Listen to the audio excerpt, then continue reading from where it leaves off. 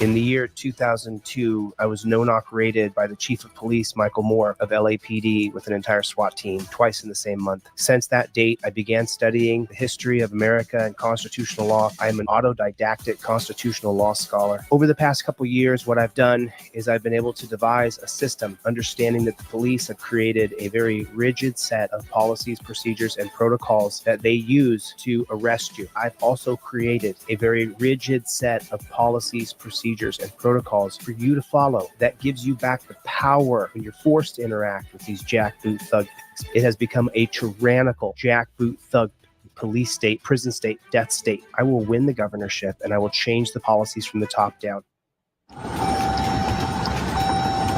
Hi, I'm Corporal Wayne with the Ozaukee County Sheriff's Office. The reason I pulled you over is you don't have any taillights on. So cops got me pulled over. First thing I'm going to do when I start recording is I'm going to put this hand right here. You see that? You see how that works? This hand is now up in the air. My camera is going to bright up the sky. So if it's nighttime, then the coppers can see that the camera is in my hand. You can see that my hand is here. The other hand goes up into the window. I'm in touchdown position right here. My hands look like they're a goalpost. This hand is actually, I took my little miniature armrest right here. I put it up right here. Bam. This is how I use my trifold. If anything happens to me, I'm all set right here. Okay, now that I got this like this, my camera's rolling. Most important thing. Second thing, my elbow goes in the windowsill right there. Do you see that? My elbow goes in the windowsill right there. There it is, right there. Now, with this hand up in the air and this hand up in the windowsill right here, I'm all set. I'm all set. The most I'm going to do is take the same hand right here, reach down and slightly roll my window down just a scooch. I'm all set up. I'm in touchdown position. This hand is rolling camera. This hand is up here so that I can reach up and grab my trifold and my proof of identification and my license. Everything is up in my visor. When that copper comes up to my window and he says, "Do you know why I pulled you over? Do you know how fast you were going? How come you didn't pull over right away?" If he says, "Hey, can I get your license, registration, and proof of insurance?" Great, because this hand is not going to have a camera in it. The one that I got my hand in now, my camera's in this hand over here. I'm in touchdown position, just like a goalpost. Now, from right here, I'm going to reach over and I'm going to, with the same hand that this phone's in, I'm going to reach over and grab my license, registration, and proof of insurance that is in my trifold right here. It's inside my trifold. Here's my license, registration, and proof of insurance right there. I got everything right there. See how that works? I'm just going to slide that bad chicken out. There's everything I have to provide by law right there. License, registration, proof of insurance. I have everything right next to my trifold. Now, no matter what he says from there, I don't care what he says. How fast were you going? Are you going to your grandma's house? Are you the big bad wolf? No matter what he says, I'm not going to answer any of his questions. I take my license, registration, proof of insurance that will be in my left hand, and I give it to him. You got it on video? Not your actual. No, that's not that, but that's got my DL number right on the top. Okay. D1940. So you don't have your actual driver's license? Well, I mean, that is an actual photocopy of my driver's license, a laser copy. Actually, if I take the rest of the tape off there, it looks prettier than my actual driver's license. There you go. I don't want to deal with he didn't identify himself. He didn't have his registration. He didn't have his current ID. He didn't have his current insurance card. No. I have everything ready to go. It's right here with the same hand right here. I'm going to take it like this, and I'm just going to slip my information right out the cracked window for that jackboot thug pig. Put it in the comment section. JBTP, jackboot thug pig. Put it in the comment section. I don't have a back and forth with the pig. I don't do that. I do not have a back and forth with that. Where are you going? Where are you heading? All that? No. I'm not going to answer any questions. I'm not even going to entertain it. Not going to nod. Nothing. I'm going to give him my license, registration, proof of insurance. I'm just going to slip it right there. That's how it's going to work. Here's my license, my registration, and my proof of insurance. Here's the insurance. Here's the rental car agreement. And my driver's license is right here. If you're poor and white or black or brown, don't reach around because you could die. It's a real thing. It's a reality here. So now I'm not going to get myself killed because I didn't follow a very rigid set of policies, procedures, and protocols. I'm recording everything with my phone from over here. Everything's being recorded. You see that? The phone is facing me, so my head is the most important thing. Now, once I've given him my license, registration, and proof of insurance, I'm filming everything. He asked me where I'm going. I say I invoke my Fifth Amendment right to remain silent. Okay. If you ask me another question, you're violating my rights, and I'll file a lawsuit against you. Write your ticket, do what you're going to do, but don't harass me any further. Your Honor, I'm showing him on camera that I'm invoking my Fifth Amendment right to remain silent. Piggy loses qualified immunity for questioning me. Say it with me.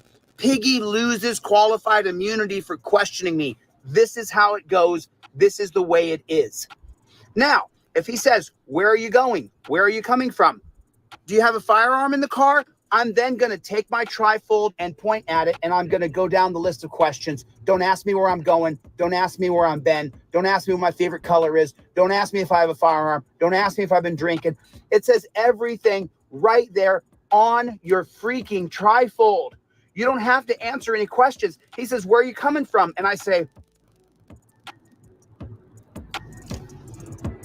Your Honor, I have shown the pig at the window that I clearly have identified that I've invoked my Fifth Amendment, and he already asked me where I'm going.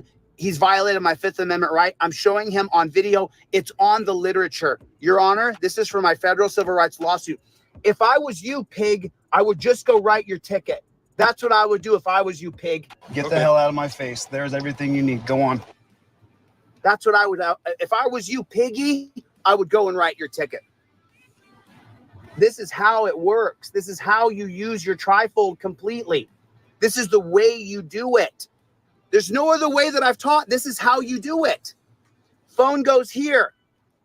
Elbow goes here. Trifold, identification, everything is up in the visor here. I'm ready to go.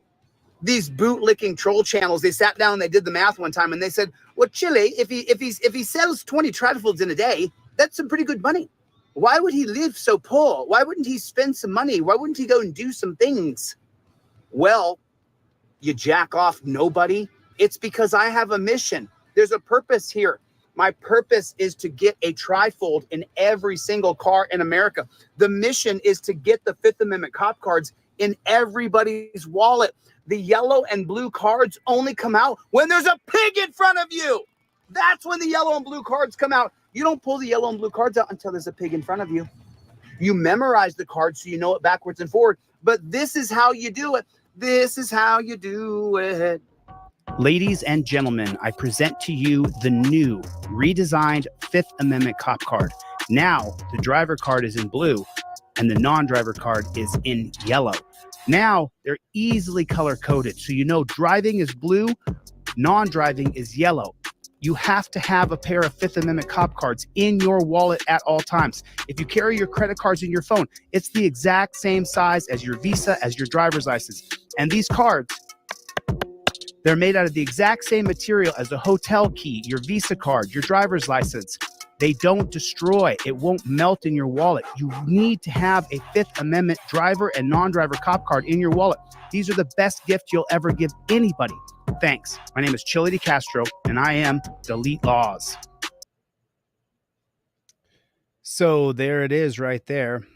What is going on out there in the land of YouTube? How is everybody? Let me see if I can. There we go. Thank you. I appreciate that. So thank you guys for coming. I appreciate it. As a lot of you know, I just got out of jail.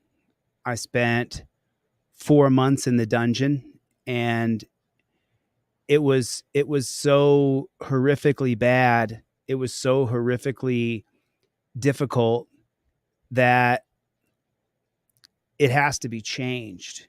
And so tonight, you know, Lenny, thanks for coming. Soy Leal, Patriot JC, there's so many of you guys, and I got Brick and BZ Watchdog and Michael Eline, and I got everybody here. I just, you know, I think first and foremost, you know, I want to say thank you to all of you people who helped me so much. You know, it's you guys made it through your crowdfunding efforts, so that this is really hard. This is a lot harder than I thought it was going to be. But you guys made it through your crowdfunding efforts that I wasn't completely bankrupted. It was close. It was close. We just really, without you guys coming through with the big numbers that you guys did, getting locked up for 4 months would have ruined me. It would have ruined me. It would have closed my office. It would have, I would have lost my car. I would have lost my living situation. I would have lost everything if it wasn't for you guys and your crowdfunding. And so I just want to say thank you to each and every one of you who pulled $5, $10, $20, $100, $1,000, whatever you did, $1.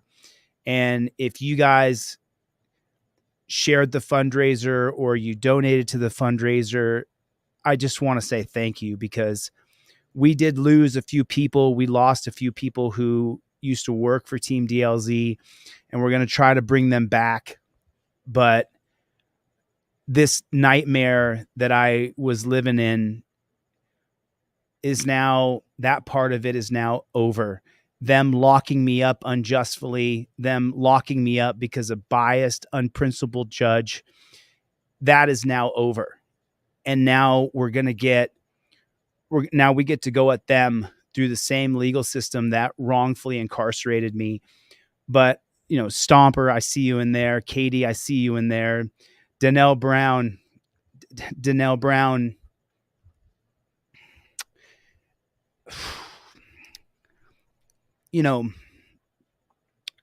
Brown consistently donated to me when I was in jail. And I just want to say thank you. There's Ed, Maddie, David, Brick. Thank you. This is harder than I thought it was going to be. I really thought I would be put together a lot better than I am right now. We signed enough tears in the jail. There's Chuck coming through. But it's like, just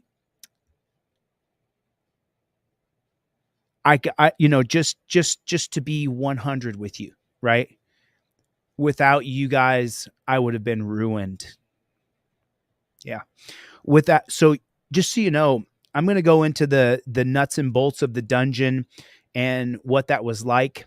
But, without Danelle and Cope Dog, and without Alan Hub and people consistently putting money on my books so that I could get, and as you can see, I had plenty of really bad food. Without you guys doing what you did for me, Derek is here. Good to see you, buddy. I would have gone under. It's 100%. Just so you guys know, the legal bills alone are just over $77,000 right today, right now. That you guys and me collectively with my savings, and you guys put in like $60,000 of money to pay for legal bills for me. And if that hasn't, if you haven't experienced something like that yourself, it's really hard to put in words how grateful I am as a person for what you guys did for me. There's just no other way to put it than thank you for what you guys did for me. And, Drophead 74 and, man, so many of you guys sent me books. I memorized like 3 or 4 books from top I didn't plan on this. Sorry. I apologize.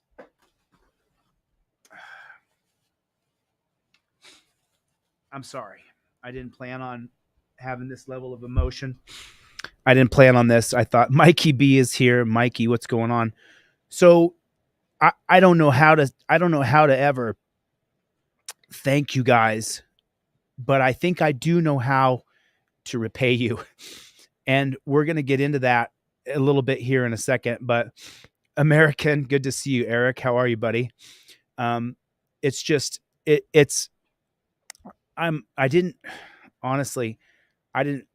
cried enough in court and I cried enough in jail. And believe me, there were nights I cried. in jail, for sure. There were nights I cried. I sat there and I cried in jail. I planned on celebrating with you guys right now tonight. I had planned on just having a party with you guys and being like, yeah, we got the conviction overturned and we beat them. And now we get to go after that judge and that let's go OTVO. We get to go after the prosecutor and the judge, and we get to go after them. And I just planned on this just being a victory party, but before the victory party can begin, there would be no victory party if it wasn't for you.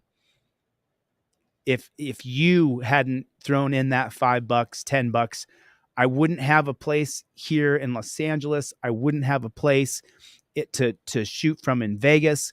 I wouldn't have a place at all. I wouldn't have a car. My dog, I wouldn't have been able to keep him because I wouldn't have had a house to keep him in. And I told you guys that I am the tip of the spear and I will not stop fighting. But I want you guys to really understand. You guys kept me alive. You guys made it so that I didn't lose everything. It's real. That's real. You know, and it's not over. It's not over. You guys kept me alive. Without you, I would have lost absolutely everything. Without the editors who worked so hard, you know, Frankenstein and videos, without Brian from Here's the Deal, without Michael Eline, without Texas Gal and Brick and BZ Watchdog, without Danelle's and without Cope Dogs and without Rights On and without Clarkson Thompson. You guys don't know who Clarkson is, but you will one day. Without Clarkson and without my buddy Jay, I honestly would not have made it here today. Without my family. So, all right. I just want to, from the bottom of my heart,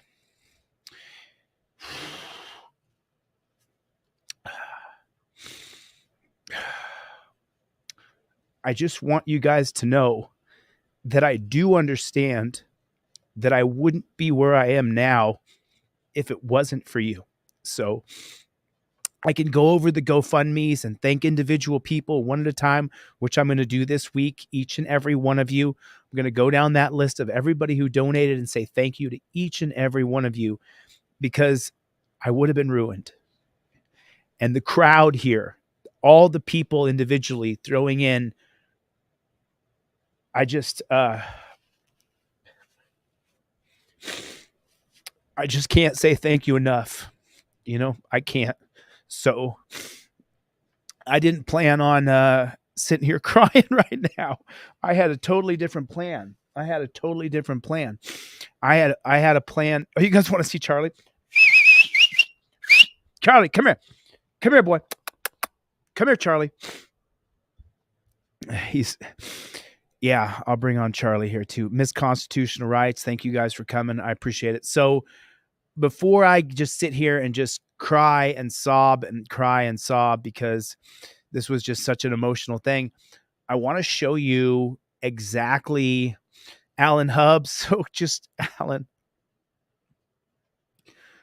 Alan, you are my brother. Alan Hubbs, you mother trucker, your letters to me when I was in jail, Alan, the letters you wrote to me when I was in jail, it's just impossible to say thank you for Alan writing to me, Danelle Brown constantly putting a little bit of money on my books, Let's Go OTVO showing up in real life. And it's just, there's just been, I just don't know how to say thank you. It's just, I'm sorry. There's nothing I'm going to be able to do. The tears are just going to flow a little bit. Drophead 74. There's another guy kept me alive in jail. Kept me alive. Kept me alive. Kept gift packages and money and phone calls and you name it. And there's just no way to properly thank you, each and every one of you. There's no way I can say thank you enough times to enough people. I'm sorry. I didn't plan on this at all. I had a different plan for you guys right now, but it just didn't work out like that. So anyway, just from the bottom of my heart, I want to say thank you. And then I want to show you guys some plans that I want to make with you, because I do have a plan. There is a plan. I was sitting in a dungeon for months. I had nothing but time to sit and plan. I'm sorry. Hey, Chille, how are you? We're all praying for you. And look, you won and you're free. Stan, make a few bucks suing these tyrants from polices to judges. We love you, brother. Yeah. We're gonna sue the pants off of that. We're gonna sue the pants off of them. I give you my word. I give you my word. And I see my boy Chuck here. Chuck and I got to talk a couple times when I was in the dungeon, and thank you. I wanted to make this more about Eagle Eye Liberty. Good to see you, man. Claudette, good to see you. Free Dom, good to see you, man. Wow, it's just I apologize. Let me keep it in check here. So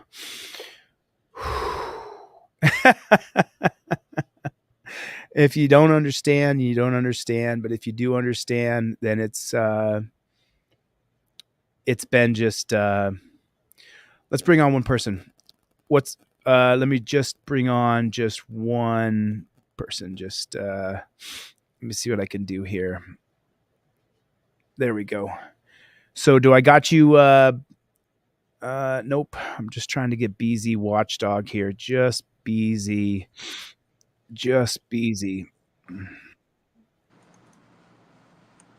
There we go. I got you, BZ Watchdog. What's up, Chille? Hey, buddy. I just wanted to say thank you to you. BZ Watchdog is a guy who jumped on my channel a few times and really did me a service. How you doing, man? Thank you. I appreciate everything you did for me. Appreciate that. Question is, how are you doing, man? I was getting teary-eyed just listening back here. I'm okay. I just didn't plan on having this amount of emotional.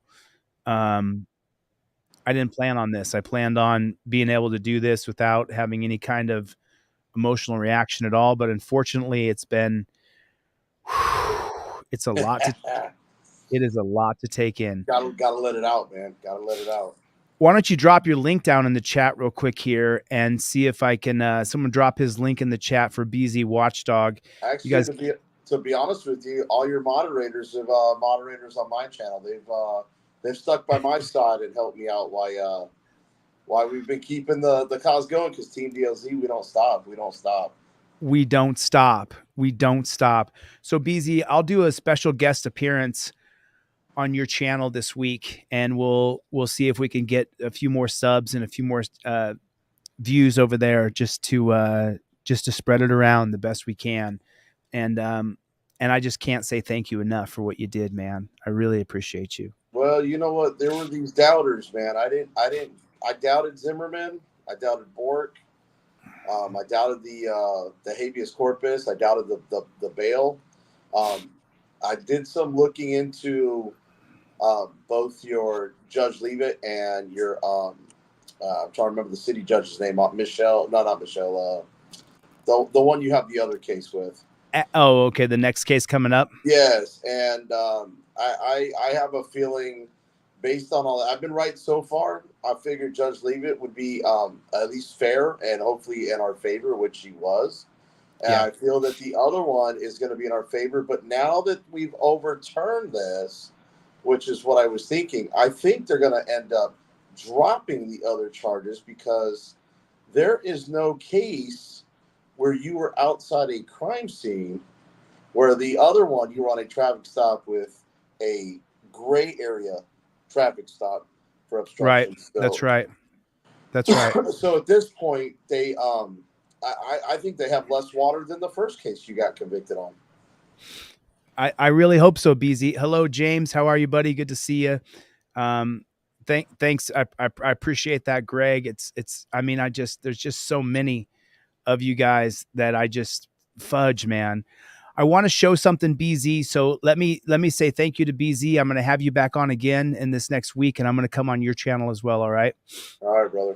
I'll hit you soon. Later, my brother. Appreciate it, man. Okay.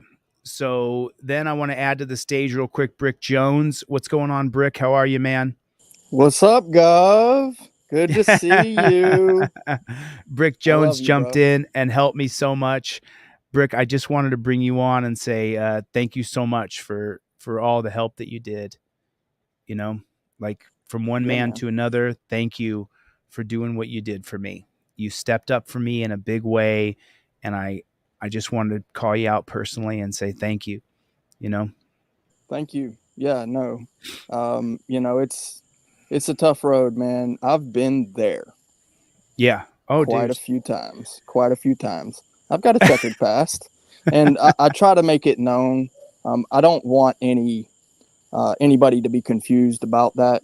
You know, there's a bit of a lore around being behind bars, and that is that some people believe that if you've been behind bars once, that makes you a bad guy. No, it doesn't. There was plenty of people. There was plenty of good people in that dungeon who I saw that were in there for child support, that were in there for a paid for ticket, for not showing up for court, that were in there because they had a traffic ticket that they didn't pay. There was a lot of people in jail that didn't belong there, and there was some people there who belonged there. You know, to quick shout out to my homies and to my Ennas. Like we had, you know, you create a bond with people in jail that you end up where you become friends with these guys because of what you both went through. So if you know what I'm talking about, you know what I'm talking about. Yes, sir. It was real hell. It was real hell. So, man. Yes, sir. I do know exactly what you're talking about. But, man, yes, I really do appreciate you having me up here, man. It's a team effort, man. We're a team, right? Yeah. And yeah. We the people, Americans, we're a team of teams, right? And unity really revolves around being a team. And we might have our little teams, but we the people, we don't stop. So we don't stop. Thank you, sir. We don't stop. I'll see you soon. Later, Brick. Okay, so now let me get into what I wanted to get into. I don't see Michael. I don't see Brian. I think Brian had something to do tonight. I'm not really sure where he was. But I want to show you guys a couple of things here, and I want to show you exactly what they did and how they did it. So this is the what's it like in jail at the CCDC in the dungeon right here. So this is the actual video here that I'm going to show. So this was the jail layout. You see this here? Let me see what you guys can see here. Okay. So this is what the jail layout looks like. If you guys are unfamiliar with what jail is like, you're looking at it right now. That's it right there. This is what the dorm looked like that I was in. So if you take a look at this, this is the whole layout. So you have over here, you have can you guys see my mouse on the screen? Let me know if you can see my mouse on the screen. I'm going to show you this. So this is what it looked like. This is the jail. You see these white right here on the right-hand side? Those are the windows. This green area on the right-hand side has a black line at the top and a black line in the middle. This was the rec yard. And then these are the tables. So they put these tables right here, cafeteria tables right here. And so this is where you would have breakfast, lunch, and dinner. Then these little yellow boxes, these are the 7 payphones that they had here where you could call out, collect. And so if you take a look right here, this is called the Sally Port. See where it says jail guard? If you go just north of that, there's a little red line there and a little red line there. This is called a Sally Port. And this is where they had these magnetic locking doors right here. And then they had more magnetic locking doors right here. So then right here where this little door is, was the barber shop. And this is what the bed layouts were. So the light blue squares that you're looking at, that was the metal bed that they stuck a little cotton thing on. And then the dark blue is a bookshelf that goes up about 3.5, almost 4 feet. And then your bed right here is at 2 feet, 2.5 feet. So this is how close you are to each person behind you. So you have the bookshelf separates you from the person behind you. And then right here, there's a little tiny desk where you can put your book and whatnot. So you guys can see that right there. Now, here's how it worked. At 3 a.m., you see the 3 a.m. come up there on the lower left-hand side where, see, it says 3 a.m. right there.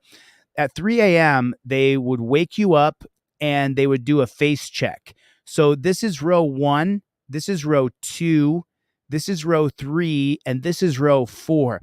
These over here are bunk beds. You see these 2 little blue squares on the far right by the windows.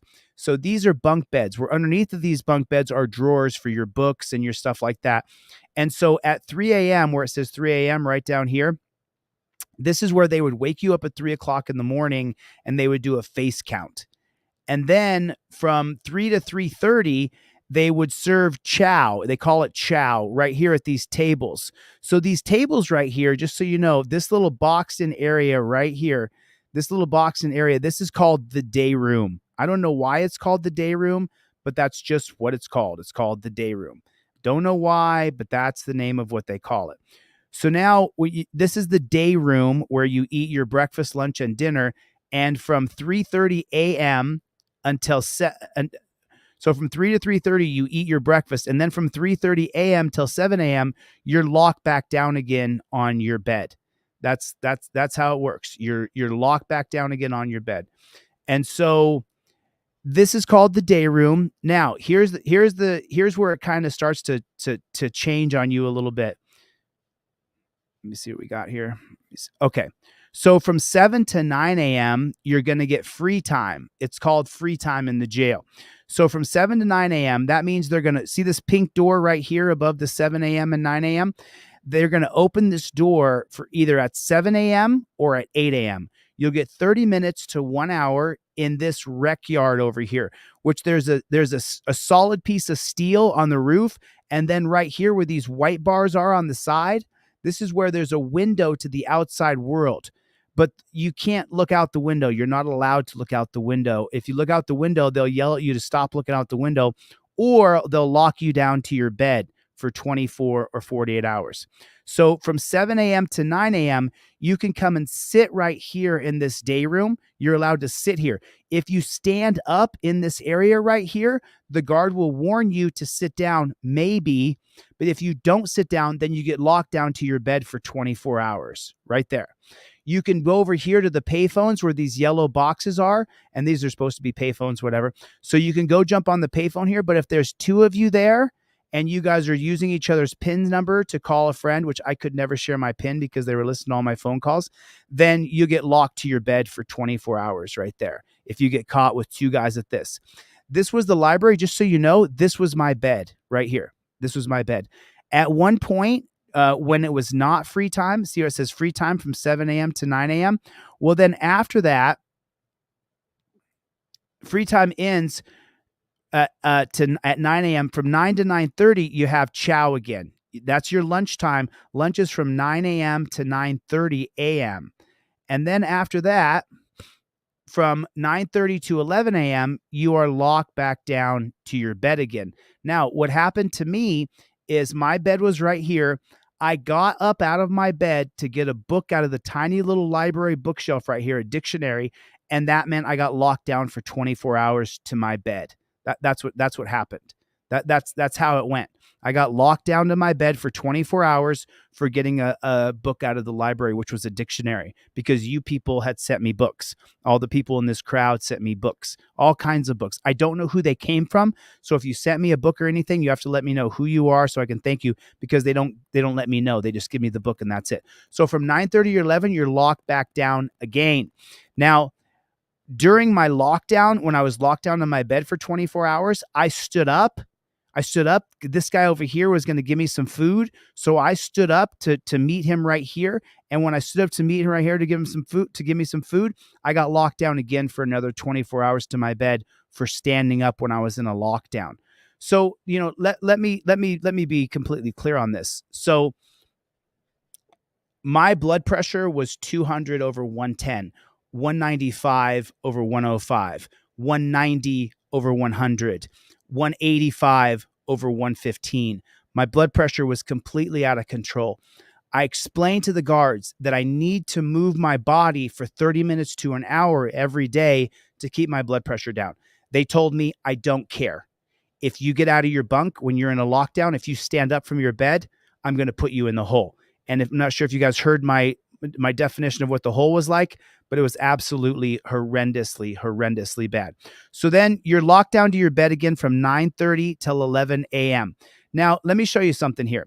So I'm just going to go back just a little bit here. So from 9 to 9:30, you have breakfast. Okay. From 3:30 a.m. till 7 a.m., you are locked down. Now, from 3:30 to 7, you're not going to, right in this little area right here, this is the Sally port. So these are magnetic doors and these are magnetic doors. And then this is the hallway that connects your dorm to all the other dorms. So right in here, what they'll do is they'll open this magnetic door and then they'll close it and they'll bring a medical cart in. And they'll put the medical cart right here and they'll open this. They'll have the jail guard come and stand right here by the nurse. And then the nurse will administer medication to everybody in the dorm. Now, you get free time in certain times of the day. From 7 a.m. to 9 a.m., as you can see there, you get free time. So what does free time mean? That means during the 1 hour, one of these 2 hours, or 30 minutes of these 2 hours, the guard will open this door, pat you down, let you go in here. Here's a pull-up bar and a dip bar, and this is a really shitty basketball rim right here, and you can go in here for 30 minutes to an hour. However, when the med pass comes in here, it's called med pass for medical pass. They'll open this door and close it. They'll bring a nurse in here. Then during your free time, the 7 a.m. to 9 a.m., they'll lock you down to your bed. So you might be having free time at 7:30 a.m. Then the med pass person comes in there from 7:30. Well, then it takes 45 minutes or an hour. So then you're locked back down to your bed during your so-called free time that you get from 7 a.m. to 9 a.m. And so then a big line forms right here in front of the payphones. So if you ever talk to me on the phone, you heard me say, I got to hang up right now or they're going to put me in the hole, because they will call you up by rows. Row 1, you get in line for med pass. Row 2 right here, you get in line for med pass. Row 3 right here, you get in line for med pass. Row 4 right here, you get in line for med pass. And so everybody has to stand in line here. Now, if you guys don't know, I was in a minimum security. So what that means is that most of the people inside of my dorm were homeless, were crazies, or recovering drug addicts. So the dorm holds 75 people. There was a turnover of about 10 to 15 people every single day. So that meant when I would see, holy shit. Thanks. Let's go OTVO. Yeah, wow. Thank you. Let's go OTVO. So, but I want you guys to understand exactly what the process was of this dungeon system. And this is what they do. Wanda, missed you, man. Missed you guys. So now let me zoom back in here. So you get free time from 7 to 9 unless the medical pass comes right here. And then they have to lock everybody back down to their beds because, as you know, when you're in jail, you're just going to go rushing the door over here to try to steal the meds off the med cart. Or maybe that's not at all true whatsoever, even kind of, sort of, because if you did anything like that, they would send in, 40 guys and they would literally beat you senseless. Now, I didn't see the guards beat anybody. There is some stuff I'm going to talk about that the guards did do. There was a guy who this is a whole different thing I'm going to talk about another time. So I'm not going to get into it right now, but I can tell you this. It was brutal. It was brutal what I saw. and I'm not going to go too far into detail right now because it's a different thing, but I want to talk about this. So now from 7 a.m. to 9 a.m., you'll get your so-called free time unless the med cart is right here.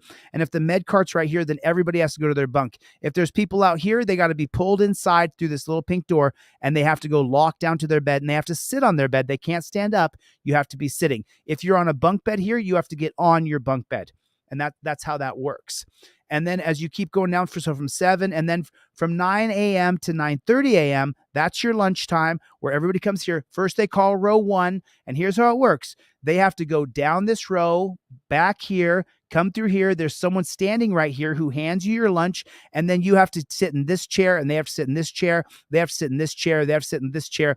They have to sit in this chair. Every table has to be filled with every seat, and if it's not, well, then those guards will lock you to your bed for 24 hours. That's literally how it works. Then they'll say row 2 come up, and then they have to go to the back of the room, file up over here, come through here. Someone hands you your lunch right here, and then you have to fill in the chairs as you go. Row 3 and then row 4. And they call this Boulder Highway down here because you're way off in the boondocks. It's just a way to insult people. It's absolutely horrendous. So then you have lunch from 9 to 9:30. And then after lunch from 9 to 9:30, from 9:30 to 11, you're locked to your bed again. And then as you move forward here, from 11 a.m. till 2 p.m., if you're in the minimum security prison, in the minimum security lockdown, as you know, they put me in medium for a while, then you get so-called free time. Free time includes you can jump on these payphones right here, or you can sit in what they call the day room here. Okay, so now let me show you guys this. So this right here is the bathroom. You see these toilets right here? So there's 6 toilets here. And the way that you can enter into the toilet is there's a door right here you can enter, but then you open the door and someone's going to the bathroom right here. Or you can come in through here. And then over here, you can, there it is. These are the sinks. You see these over here, on the far right, these light pink things. Those are the sinks. And then these red dots down here, those are the toilets. You see the door I put right there to right here? That's where the door is. You see where I took my cursor off? And each one of these is toilets. Each one of these little round thing is a toilet. So you're sitting 2 feet away from another guy. They put a little brick wall here that's like 4 foot by 4 foot in between the toilets, but it doesn't matter. You look right over and you see the next guy next to you going to the bathroom. So these 3 down here, they call these the shitters. And then these 3 here, these are called the pissers. If you ever heard my story from LA County Jail in 2002, it's the same thing. You know, people who are in jail can't stand being told what to do, but yet they so quickly and so easily will put up a shitter or a pisser sign. And if you don't follow it, people give you a lot of shit. They give you a lot of shit. Now, for me, because it was a minimum security, I was like, I'm not doing it. I'm not doing it. So now you're locked to your bed from 2:30 to 7 p.m. Do you see that? So after you're done having lunch at 2:30, that's oops, sorry about that. Okay, so from 2 to 2:30 you eat, then from 2:30 to 7 p.m. you're locked to your bed. You're locked to your bed all over again. So there's 4.5 hours. You can't get off your bed unless you have to go to the bathroom. You will be locked to this bed. It is absolutely horrifically bad. So now right here. So from 7 p.m. to 10:45, if you're in minimum security, then at nighttime, about twice a week, they'll have you use the barbershop. See the little entrance for the barbershop right there? So that means you can get your hair buzzed or get your hair cut. I went to my fade shop right down the street, and I got a fade when I got out of jail. But this is the barbershop where they give you some clippers, and you're allowed there. You have another inmate clip your hair with the attachments. Most of them are broken. And so it's terrible. And then right here, but again, 7 p.m. to 10:45 p.m., you get free time where you can sit here in the day room. There put some TVs. There's a TV right here, and there's a TV right here that dangles down from the roof. I didn't know how to put it in, so I can just tell you. So you're sitting in these chairs right here on the cafeteria tables. You can watch a TV here, or you can watch a TV here. You can get on the phone right here, or you can go into the barber shop. And sometimes you can get outside during rec yard right here. But it's not all the time. It's only sometimes that you'll be able to get into the rec yard because, it's jail and it's the height of control. So now from 10:45 p.m. until 3 a.m., you're locked to your bed again. You're completely locked to your bed. You can't get off your bed unless you have to go to the bathroom. Now, I'm not sure if you guys have taken a look at the jowls here on your boy, but I am carrying an absolute ton of fat. As a matter of fact, remember I told you in the Sally port right there, where this is the Sally port right here. This right here, where they let where they put the nurse in right there. They put the nurse in right here. The nurse will come through right here. And then what happens is, let me go like this right here. Okay, so then what happens is right here, they'll bring the nurse in here. Now, you're supposed to get free time at certain times, but they'll lock you down right here. Now, when the nurse came in here right here one time, the guard right here walked away for 1 second. And so I asked her, I said to her, hey, my blood pressure was out of control. My blood pressure, I didn't want to tell you guys this, but there was a couple times I was right at stroke level. They talked about hospitalizing me, putting me on medication. And so they eventually did put me on medication. And so anyway, so I asked the nurse when that guard walked away for a second, I said, how is the blood pressure and the diabetes in here? She said, we see people come in here who have normal blood pressure, normal sugar levels, and their diabetes, they can become pre-diabetic and their blood pressure spikes like crazy, like absolute crazy. And so there's a couple of things here. You know, I know that there's some of the guards at the Clark County Detention Center obviously are going to be watching this, you know, because it is what it is. Okay. And so it's about 4 out of 5 guards are total douchebags. But there's 1 out of 5 guards. There's 1 out of 5 that they signed up where they can make $100,000 a year. They just got to be willing to put you in chains to do it. And so there's some of those guys in there. I'm not going to say any names because I have another project going with a few of those guards. I'm doing a book with a few jail guards. So I've already set it up. I've been working on it for I worked on it for a long time. I would find individual guards who will come in and talk to me. We've already set it up. I've already been in touch with them since I've been out of jail. They're going to come in and I'm going to take their testimony on I have 20 different questions for jail guards. So if any of y'all want to meet up with me, I'm easy to get a hold of. But for the guards who were normal, for the guys who were not complete and utter pricks, thank you so much for being a normal, fair, decent person. I don't agree with the job you chose. There's 20 million other jobs you can do in America. I think you should do another job. But remember, these guys are getting paid almost $1,000 a day. Almost $1,000 a day. Every single day. Every day. That's how much they're making is $1,000 a day. Because not all of them, because they work, I guess it's about $600 to $700 a day. Because if they work a full schedule, that's only 6 months out of the year. They work 3 days on, 4 days off, or 4 days on, 3 days off. So at the end of the month, they've worked 14 of 28 days or 15 of 30 days, something like that. So now they're making $600, $800, $1,000 a day. So they're making $100,000 a year. If they put their resume out on Indeed or on Monster Jobs, they wouldn't make that kind of money. It's a real racket. It's a real racket. They're making money for what they're not qualified to make that amount of money, but they make that amount of money because they're willing to be a jail guard. Now, here's the really funny part is that some people, let me show you guys this. Some people, they would sign up to be a jail guard, right? And this is what Termite told me. There's a guy who was in jail with me named Termite who has written a bunch of writs for people, and I'm going to bring him on. But you see where that jail guard position is right there. And Termite explained something to me because 4 out of 5 of these jail guards are absolute assholes. They're total, complete assholes.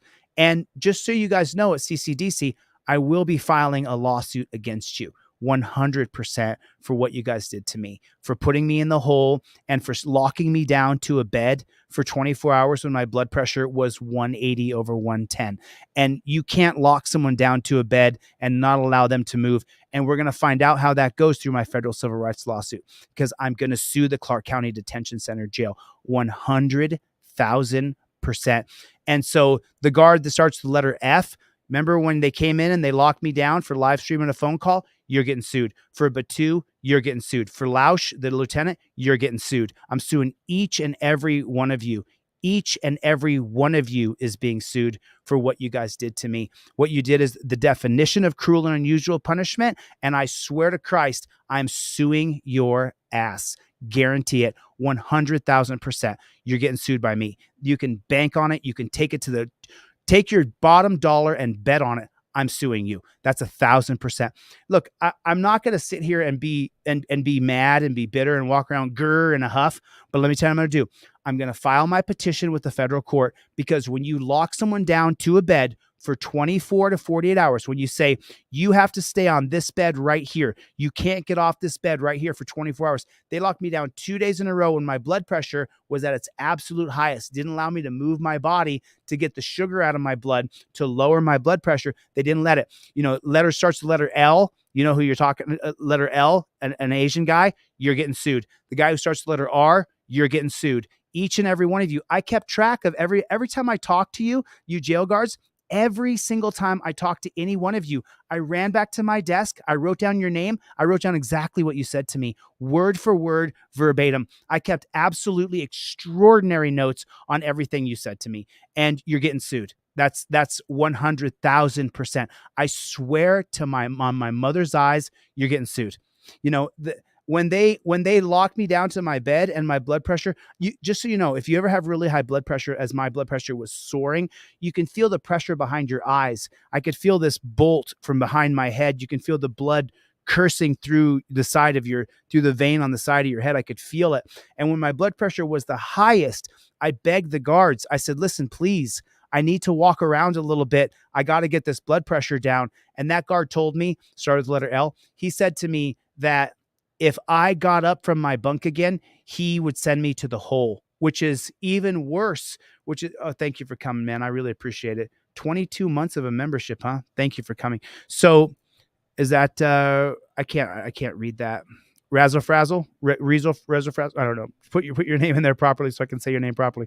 Thank you. I appreciate it. So now I have the best idea ever. So here's what we're going to do, right?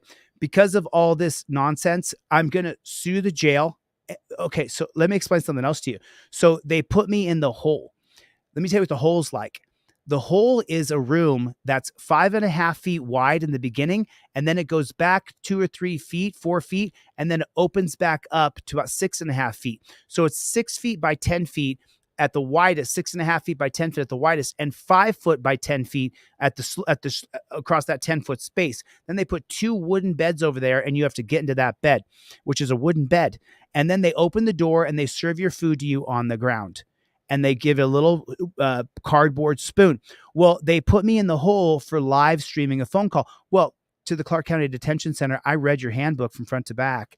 I do not have a near photographic memory. Did you know that? I used to tell you guys that I have a near photographic memory. That's not true. I don't.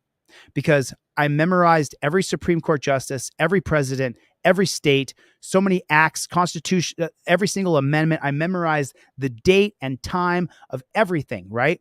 And let me tell you something. It was hard. I had to really, really focus. I had to really work hard to memorize every single Supreme Court justice, every single president. I had to work so hard. I don't have a near photographic memory. What I realized is I just work really hard at remembering things. So with that being said, what are we going to do now? Here's my idea.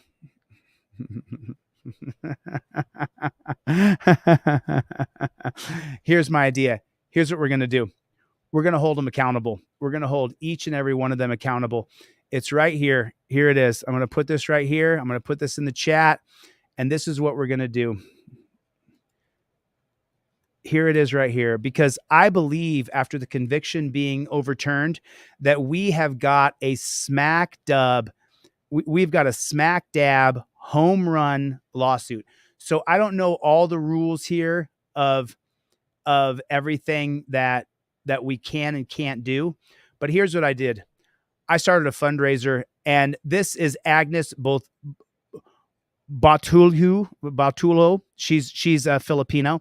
This is the judge, Ann Zimmerman, and this is Brendan Bork. And each and every one of them, I'm going to sue each and every one of you until the end of time. You're never going to get away. You're not going to get away with this. You are not going to get away with this.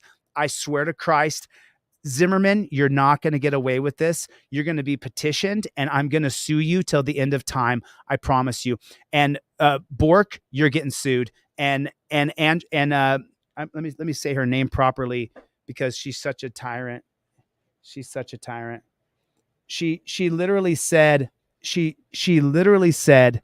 that she asked for a suspended sentence, and then Agnes Botolo, that's the name of the DA right there. You see her, the Asian girl. Then when I went for my appeal bond hearing, she said, remand him to custody. Instead of her saying, hey, judge, I initially recommended that we should just give him a suspended sentence. I stand by that. Instead, what Agnes did, the Asian district attorney right there, she said, no, we need to hold him in jail. You convicted him, Your Honor, beyond a reasonable doubt. The biased and unprincipled Judge Ann Zimmerman, Magistrate Ann Zimmerman. And then that prosecutor right there, you know what she did? She then said, let's leave him in jail. That's what she did. So just so you know, Agnes, that is called the Thompson-Clark ruling in 2023. That makes it so that I can sue you for malicious prosecution, which that's what this is about. And if you read the description of this GoFundMe, it's pretty vague. I keep it pretty vague that way. So, but here's what we're going to do. Just so you know, this is what we're going to do. Here's what we're going to do. There's something I learned in the dungeon. When I memorized all of the Supreme Court justices, and I memorized all of them, you pick a year, put it in there, and I can tell you who was the Supreme Court justice, and I can tell you who nominated them. I can say how long they were a Supreme Court justice for, and I memorized all of them for the next thing I'm going to be teaching, which is that we need to elect the Supreme Court and they need to be impeachable by the people. That's the next syllabus I'm going to teach. So what I realized, though, is that these guys who are Supreme Court justices and presidents and senators, I just spent so much time learning, they die young if they don't have fun. You die young. You die in your late 60s, early 70s, but you die, that's pretty young, isn't it? That's pretty young. And I don't want that. I don't want to die young. And so here's my idea. What I want to do is I want to have a party. That's what I want to do. So what I'm going to do is, this is the fundraiser. And if you donate to the fundraiser, here's what we're going to do. When this fundraiser is over, and I'm going to win 7 figures for them wrongfully putting me in jail, I'm going to spend the equal amount, $100,000 in Las Vegas, with the 7-figure settlement that I'm going to get from the Clark County, because I'm going to get a huge settlement from this. And I'm going to spend $100,000, the same amount I'm raising, and I'm going to get a bunch of hotel rooms, and we're going to have a giant party in Vegas. Yes, that's what we're going to do. We're going to have a huge party in Las Vegas. And just so you guys know, I used to work 16 hours a day. That is over. I am not working 16 hours a day anymore. I'm working 10 or 11, and then I'm going to stop work. And I'm going to go spend time with my family, my friends, and my dog. I wasn't doing that. I was just working constantly. No personal relationships, no family time, no fun time. I was overworking myself. I really was. And if you read and you study the Supreme Court justices, as I did, I want to show you guys the book. As I learned that if you want to do it, you can work yourself to death. And that's what I was doing. That's literally what I was doing. And that has got to come to an end. That's over. I'm now, just so you know, it's 7 p.m. right now. And when I'm done here, I'm going to go spend time with my nephews and my niece, and I'm going to go spend time having dinner with friends and family. I wasn't doing that. I was working 24 hours a day, 7 days a week, constantly. Let me grab the book. Let me grab the book. So listen, we're going to raise $100,000. I'm going to sue each and every one of them. And then I'm going to spend that same $100,000 to get maybe 100 hotel rooms for the people who donated. And then I'm going to rent different places in Vegas. And we're going to spend an entire weekend with Team DLZ. I thought about it in jail the whole time. What can I do? I don't know if I can promise to give people their money back or not. I don't care about that. Let's raise the money, sue the pants off these people, sue the pants off of them. Ann Zimmerman cannot get away with this. She cannot get, and just so you guys know, you're allowed to petition any government official anytime you want. You're not allowed to threaten them. As you can hear, I'm not threatening. I'm threatening you with the civil rights lawsuit, but you're not allowed to threaten them with violence or trying to scare them, which I never asked you guys to do. But from what I understand, when I was in jail, there were people who said to you, don't petition the judge because you can get prosecuted. That's not true. That is not true.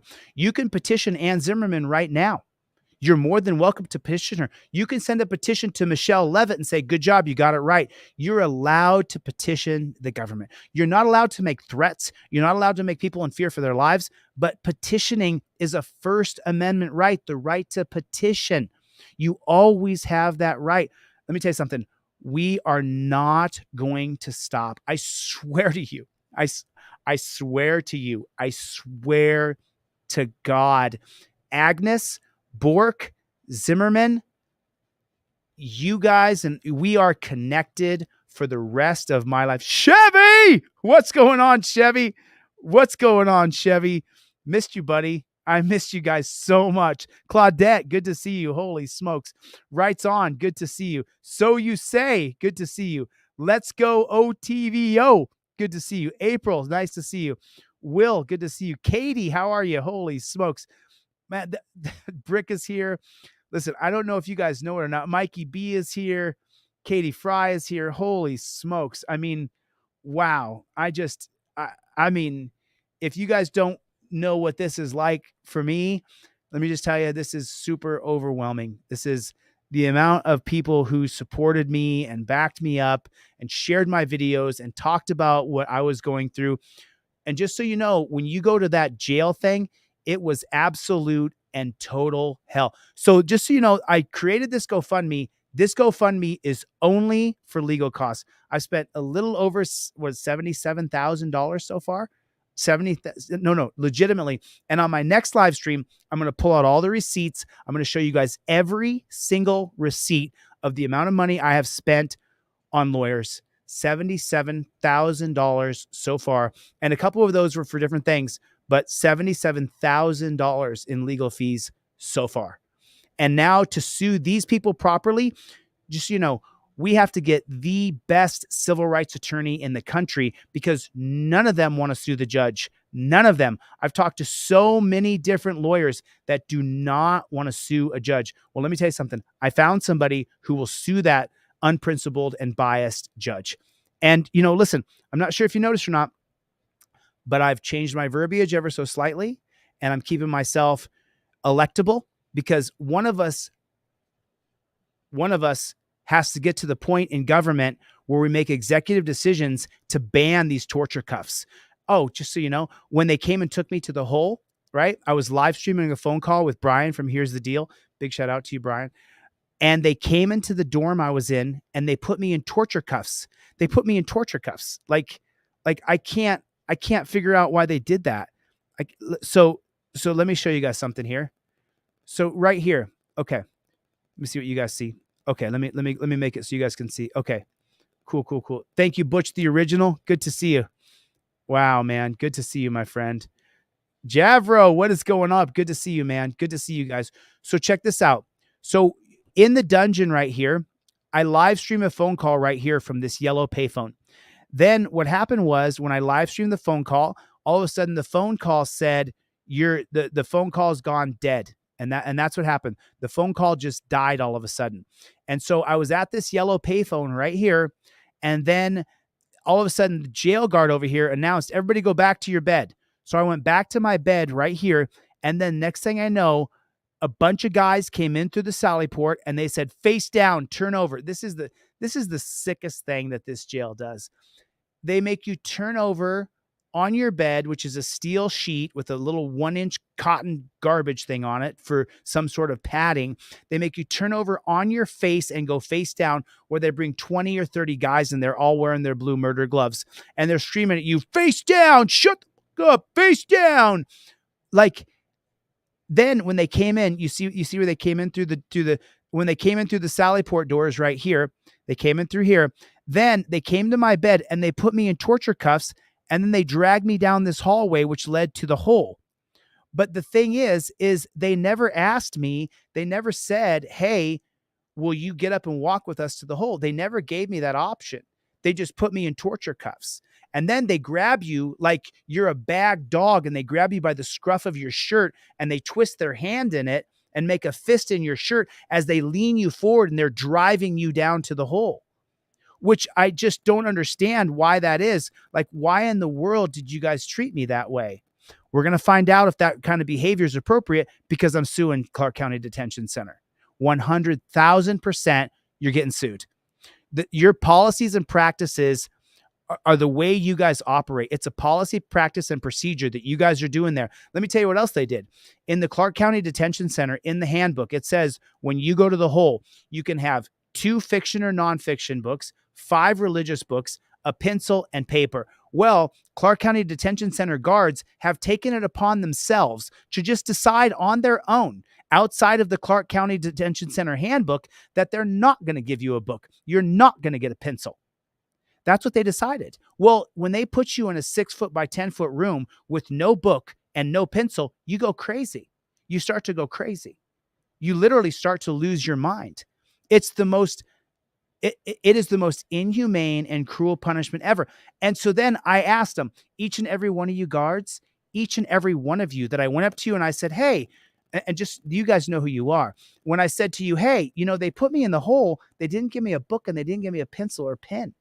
Each one of them told me, oh, you're supposed to get a book and you're supposed to get a pen. I wrote down your names right after you gave me the quote. If you read the Clark County Detention Center handbook, it says that I'm supposed to get a pencil, supposed to get a pen, and supposed to get 2 fiction or nonfiction books and 5 religious books. And the Clark County Detention Center dungeon masters, they've just decided on their own that you don't get a book. Well, I believe that's CUP, cruel and unusual punishment. And I believe that that's going to go in my federal civil rights lawsuit.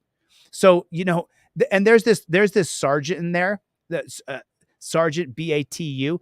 This guy, he got some cuffs, and I have 2 different jail guards on the record that I wrote down exactly what they said to me, that he makes sure that his handcuffs are the small handcuffs and that the chain between them is short, so that you're being tortured when he puts the torture cuffs on you. I asked him, I got 2 guards on the record saying that this sergeant particularly uses them because he knows they'll be extra painful.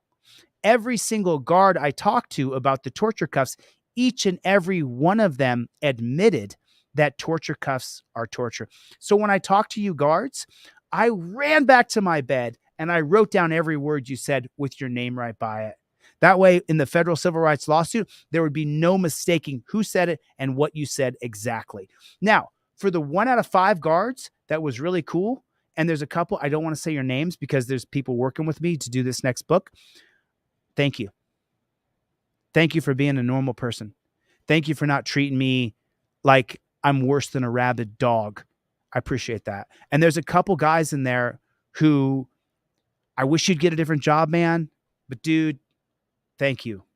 Thank you for being you. Thank you for treating those guys fairly and treating those guys decently.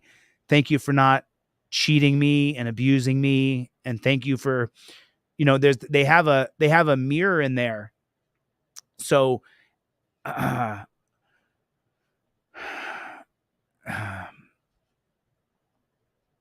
so here, if you guys can see this, sorry.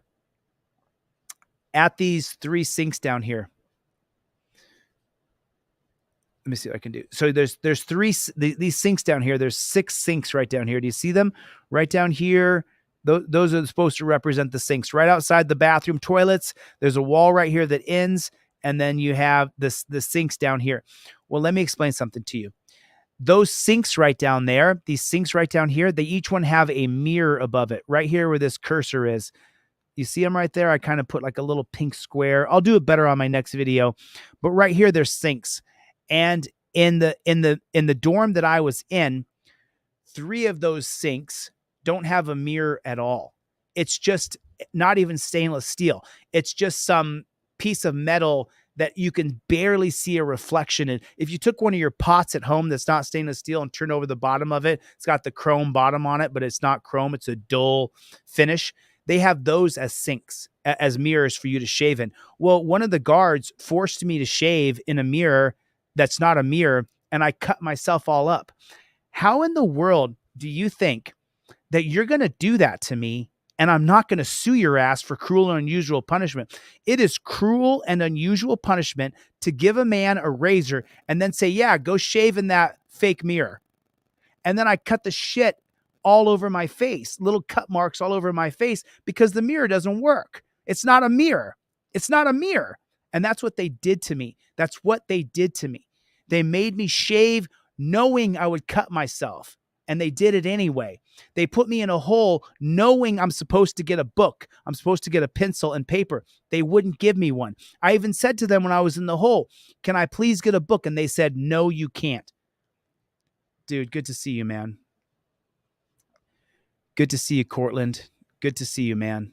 Thanks for the donation. I appreciate it. Man, thank you. I appreciate it. Mark, it's good to see you, man. Wow. I'm just so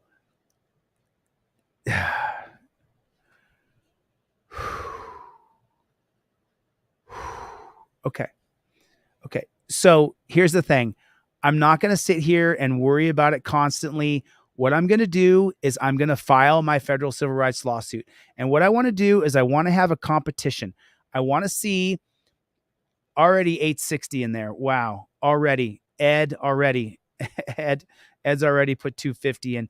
We're going to hold them accountable. That's what we're going to do. We're going to hold them accountable. I swear to you, we are going to hold them accountable. That's what we're going to do. It's the only way to do it. Each and every one of these tyrants, Bork, Zimmerman, and Agatha, you all have to be held accountable through the legal system. And then for Zimmerman, what I'm going to do is I'm going to do targeted Facebook ads that show the people in her zip code, in her district, in Las Vegas, what she did to me. I'm going to make little 8-second videos, 15-second videos, and 30-second videos explaining that this magistrate right here, that she put me in a dungeon for simply holding a camera and filming a cop. Every single person in America is going to know what this magistrate did. And you notice I'm keeping the words very PG because I'm in no way, shape, or form threatening anybody other than with media and with legal procedures. I want all these people to live a long, healthy, fearless life. But what I want to do is I want to get around your judicial immunity. I want to get around your prosecutorial immunity. I want to get around your cop immunity. And I want you to have to pay for what you did to me. That's what I want. That's what I want. And I'm not angry or bitter or mad. Look, I'm not sure if you can tell, but this is what happened. And now we're going to hold them accountable. And then when I get that 7-figure settlement, we're going to have a giant mother trucking party in Las Vegas, Nevada. So you can plan your vacation, plan your trip. And if you're one of the donors, I'm going to get like 100 rooms. And I don't care where we stay, but I'm going to get a Team DLZ party like no other. I'm going to spend the equal amount of money that we raise on the GoFundMe because we are going to get at least a 7-figure settlement. At least. There's no way in hell they can do what they did. And any sort of jury will look at that and say, yeah, they should be able to get away with that. The kangaroo court that Ann Zimmerman ran, where she bought that there was some 21-foot rule. There is no 21-foot rule. Ann Zimmerman knew better. She did it anyway because she was married to a copper, and that's what she wanted to do. Ann Zimmerman is going to have to pay for what she did through the judicial system and through media, where people know that she's the person that did that to me. And that's going to be the way it is. Ann Zimmerman's going to have to find out that, Ann, I'm pretty famous across the country, and I'm going to make Ann Zimmerman as famous as I am because our names are synonymous now. When you look up Ann Zimmerman, I pop up. So that's the way it's going to go. She has to be held accountable through the judicial system. That's the only way that I want to do it. I don't want to do it any other way. And then through media to let the people in her zip code and in her and the zip code that she works in, I want them to know that this biased, unprincipled judge put me in jail and tried to sentence me for 6 months. But Michelle Levitt overturned that conviction. So let me talk about something a little bit more.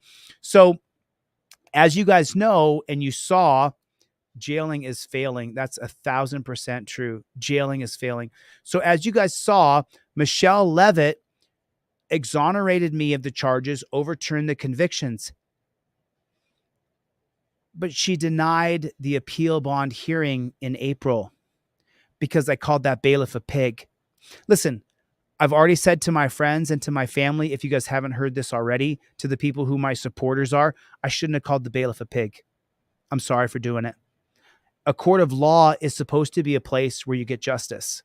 It's supposed to be a place where you try to find justice. Now, they violated my Fourth Amendment, illegally searched and seized me, and then he snatched the phones out of my hand, which is assault, and I'll be holding them accountable with my federal civil rights lawsuit. But even still, when someone wrongs you, it's not your job to meet them with a wrong. I shouldn't have said it. I shouldn't have said it. It's just that simple. I shouldn't have said it. I'm sorry for saying it to my family who were embarrassed by me saying that. I apologize to you, to my friends, to my supporters. I shouldn't have said it. It's not that I don't feel it. The bailiff illegally searched me, digging in my pockets, ripping my pockets out, grabbing my suit coat, roughing me up. Was I mad? Did I think he was a pig? Absolutely. Is he a pig? 100% he's a pig. A court of law is not the place to hurl insults. And I sat in that dungeon for 18, 20 hours a day on that bed, and I thought about it 1,000 times over again. It's not the right forum, and I shouldn't have done it. Don't do what I did. It was a mistake. There's no other way for me to be any more honest about it than what I'm doing right now. I own when I make a mistake, and I did. That doesn't mean that the biased and unprincipled Judge Ann Zimmerman should have locked me up for 6 months when there was no obstruction. Obstruction is a physical act. And when you watch the video back, let me pull this up for you guys. Let me pull this up for you guys. I want to show you guys this so that you can see it yourselves. I want you guys to see it. I watched this just recently, and I want to show you guys this. I saw this yesterday, and I want to say thank you to a couple people who showed me a couple things. Watched a bunch of Olympic wrestling when I got out. Okay, here it is. I believe that's it. There it is. So I got this right here. I'm going to share this with you guys. I'm going to watch. So here's the fundraiser. You guys saw that. We're going to have one. We're going to have, so this one right here, Agnes Bothello. Sorry about that. This woman right here, this was the prosecuting attorney. Well, Agnes, you're going to be sued for malicious prosecution, because when she went to the appeal bond hearing, she said, Your Honor, you convicted him. You found him guilty beyond a reasonable doubt, and so we need to leave him in jail. Well, Agnes, you can say that all you want. She can say that all she wants. And I can file a federal civil rights lawsuit against her for malicious prosecution, which is exactly what I'm going to do. I think you guys know I'm not joking one single bit. Not one single bit. She's getting sued. So now I want to show you guys a couple of things here that I saw in this video. Thank you to the editors for putting this together.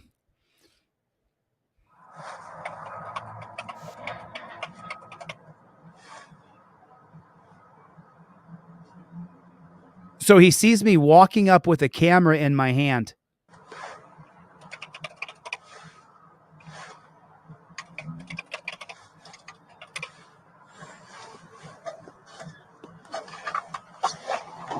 Don't engage my driver. Back up. Hey, back up. Back up. Oh, I see. Oh, gotcha. You can film, but you need to stay away from my driver. Back up.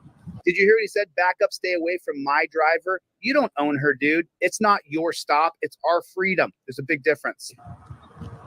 I mean, and take a look at what an angry little man he is. Look how angry he is. Dude, it's not your stop. It's our freedom. There's a big difference. Back up or I'm going to detain you. You're going to detain me how? In which way? Get away from my car. Actually, I'm standing right here. I'm at least 10 feet away, officer. I got to tell you, I'm a constitutional law scholar. You can do whatever you want, but just understand something. Your name will go on the lawsuit. Mind your own business. Mind your own business. I'm a member of the press. Go get in your car and do your job, little doggy. Go feed her. There it is right there. You see that? He lost his composure right there. He's already half cocked right here. You can see him. His arms are spread out like he has some back muscles, and he's half cocked. You see it? And I'm the only one who keeps my cool through this entire thing. Own business. I'm a member of the press. Go get in your car and do your job, little doggy. Go feed her. You're being detained right now. Okay, then detain me. Oh, she's free. Oh, you're gonna detain a journalist? 2015, Rodriguez. Come over my car. Don't put your hands on me. Come over. Don't touch me. Don't put your fucking hands on me. I'm gonna put my hands You know you're not. I gotta make sure. Hey guys, make sure you guys get my people on the phone. Oh, this is so you ended the stop, you dunce cap. Did you just end the stop? So that's Yes. a 2015. Come over here in my car. No. Come over here. No. So that's an unlawful order. That's why the resisting charge was removed, because when the reason why the conviction was overturned and the resisting charge was also overturned, the conviction was overturned, is because he's given me unlawful orders. I haven't done anything wrong other than filmed him and called him a little doggy, but I haven't done anything wrong. Need an additional unit. Bring your supervisor, please. So now you hear that? Calm, cool, and collected. Bring your supervisor, please. Bring your supervisor, please. Don't touch Over me. to the car. You don't get to put your hands on me. Don't grab me. Don't grab me. Listen, you're not. First get your supervisor out here. You're not just going to grab me and throw me on the ground. You've already released the. You've already released her. This is 2015 Rodriguez versus United States. I'll walk right in front of your car. Let's go. Sure, come on. Come on. Come on. You need to set the phone There you down go. on No. the hood. No. Okay, so now he's telling me I need to set my phone down on my hood. Well, it's actually NRS code 171.1233 that says I have a right to film police, and he can't obstruct me from filming police. And he's telling me to take my phone and go set it on the hood of the car. He's violating NRS code 171.1233. Why isn't there a criminal code for him? He should be charged with violating 171.1233. I'm a constitutional law scholar. You can't take away my Set the phone. phone down on I'm the in hood. fr- I'm now in You're fr- being detained. Okay, do you see that right there? When he reached out right there, it was natural for me to put my hand up, because when someone grabs you, you put your hand up. constitutional law scholar. You can't take away Set my the phone down on the hood. I'm now in You're fr- being detained. Please, Now you're going to put hands on me. No, no. Come Oh, over do you here. see that? Okay, now look. This beta male chumpzilla has his hands on top of my shoulders. Why are you grabbing me? You see that? He's above, I'm below. Lucky him that I'm a law-abiding citizen. Come over here. Sure.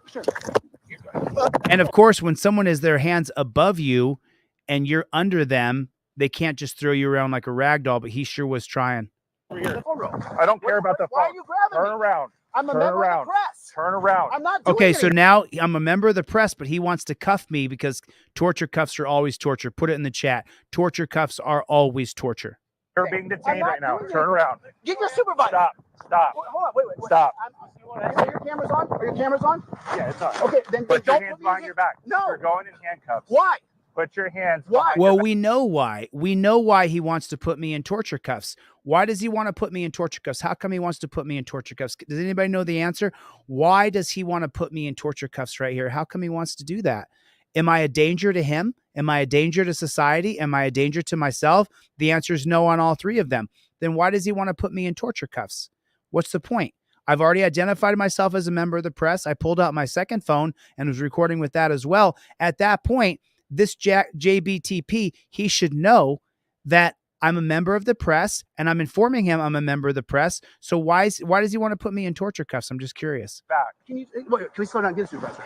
I haven't done anything No, wrong. put your hands I behind haven't your back. done anything wrong. Don't make me use some If you want to tactics on detain me, then detain I me am here. putting you in handcuffs. But I'm not putting my hands I'm on my putting you in handcuffs because torture cuffs are always torture. He wants to torture me for me because I made him mad. Facing the hood. I'll Turn face the around. hood. Policy to put it behind. Don't Listen, put it behind your back. For Right what? now, you're going to get a ticket. For what? If you do not put your hands behind your back, you're going to jail. Put your hands behind your back. Can I turn my Do it camera around now. and face me? No, Can we agree on no, something? I don't know if you have any weapons. I don't have any weapons. Stop reaching. There's no weapons on me, guys. I'm a Stop journalist. I'm a constitutional law scholar. You Listen. extended a stop to Put your hands behind your back or you're going to jail. I'm placing you in handcuffs right now. For what Turn reason? around. For officer safety, right? Turn around for officer safety. Is the camera still running, guys? The camera's still running. So he's got count it 1, 2, 3, 4 cops around me, but he needs to put me in torture cuffs for his safety.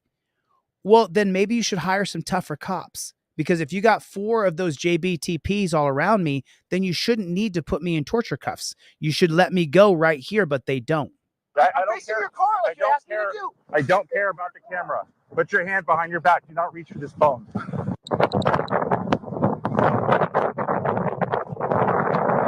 Look at all the cops. All right. So I called Sergeant Torrey. He doesn't have to come out here, but he said he's going to come out here anyway. So, because you requested him, right? Do you still want him? Yeah, I mean, Okay. I want to file a complaint against you, bro. Okay. Like, you can't just grab All me right. because I'm filming you. Like, you So, can't so now, look how calm I am. Explain to him the law. do that. I mean, sooner or later, after your ego's calmed down, you realize I didn't do anything to film, dude. You just act like a jerk. Told you back up. It's simple. But I'm just standing in the parking lot, bro. I'm no threat to you. I mean, come on, dude. You weren't This is just silly. standing in a parking lot. Dude, I'm no threat to you, man. It's the middle of the day. I look like a normal dude. I don't look like a psycho. I was literally just filming you and you freaked out. Your There lips it are all is. white. Because I'm mad. I need some water. No, they were like that before. What a load of poop on a stick. What an absolute load of shit. They'll do anything to paint you bad, to paint you ugly, to paint you wrong. And this cop is going to lose his qualified immunity. Now, there's something in Vegas called the Las Vegas Policeman Protection Association. And I believe when this JBTP loses his qualified immunity, that the Las Vegas Police Protection Association will swoop in and pay his loss of qualified immunity. That's what I think is going to happen. I wonder if there is a similar thing for judges who lose their judicial qualified immunity, because that magistrate, Ann Zimmerman, has to be held accountable through the same legal system which she wrongfully incarcerated me and wrongfully put me in a dungeon for months. Do you use any drugs? What are you trying to do? You're trying to make it like I'm some sort of drug addict or alcoholic or druggie? It won't work, bro. I have no criminal records.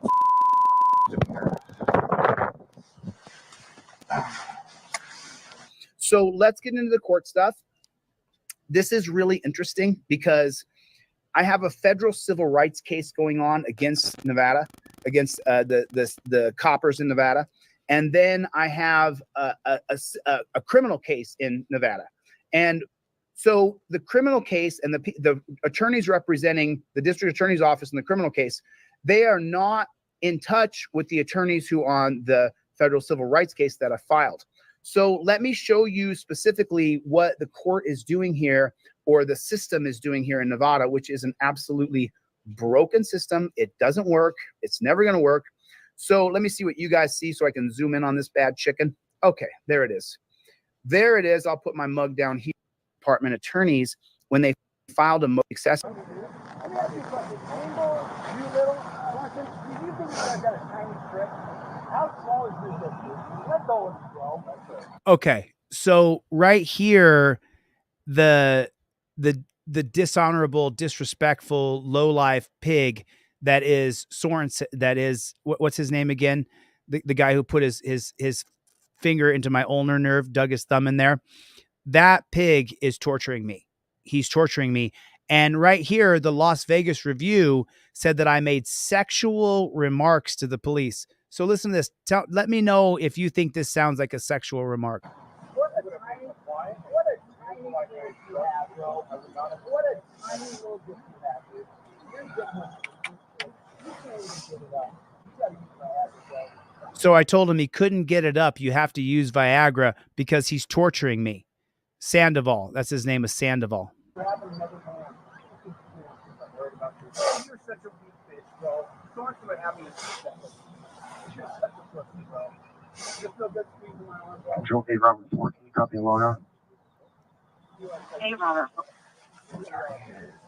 First P number will be Charlie 16799 Lincoln. Second P number, Mary 15110 Yeah, Charlie. Sergeant Torrey's going to come out. If you can just help me watch him.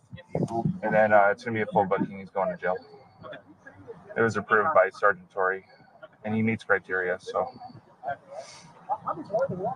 And he meets criteria? No, I didn't meet criteria. Someone let Bill Huston know what JBTP stands for. I didn't meet any criteria. I walked up filming. I announced I'm a constitutional law scholar. I'm a member of the press. I explained to him that what he was doing was unreasonable. And what I liked that the editors did on this video is they show that I was the only reasonable person, because the video camera shows it, that I was the only reasonable person on the scene during this entire thing. These guys were all unreasonable. Jesse Sandoval, this piece of shit right here behind me, who's torturing me right there. He's digging his thumb into my own.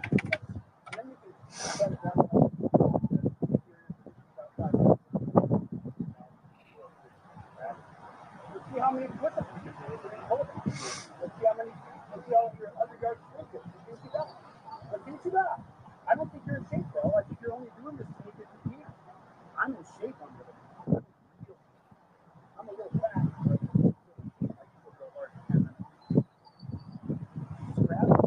So you say, I want to say thank you. I didn't know who sent the care packages. They don't have any names on them. So if you did, thank you. I appreciate you, man.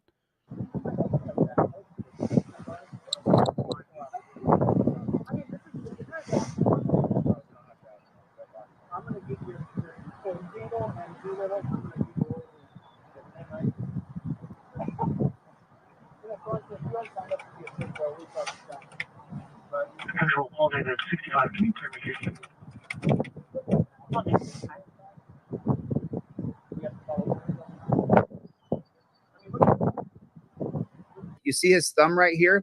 You see how hard he's pressing into my ulnar nerve? This is the reason why I have nerve damage in my hand. So let me clarify this. So I do have nerve damage. I get some numbness still, but my feelings come back quite a bit. 98, 99%. I still get some numbness once in a while, but I actually did a nerve damage test and I don't have permanent nerve damage in my hand. I know on this video, I said a few times that I do have permanent nerve damage, but that's not true. So I just want to keep everything 100 because I don't have permanent nerve damage. I definitely had a numbness in there for a very long time, but it's mostly gone. Once in a while, I'll get a little numbness right here, but it's pretty much all the way back now. Just to be 100% transparent with you guys. Can't feel the left side of my hand anymore. It's just numb all the time. And so this is what he... I'm doing 9 cops in Ohio.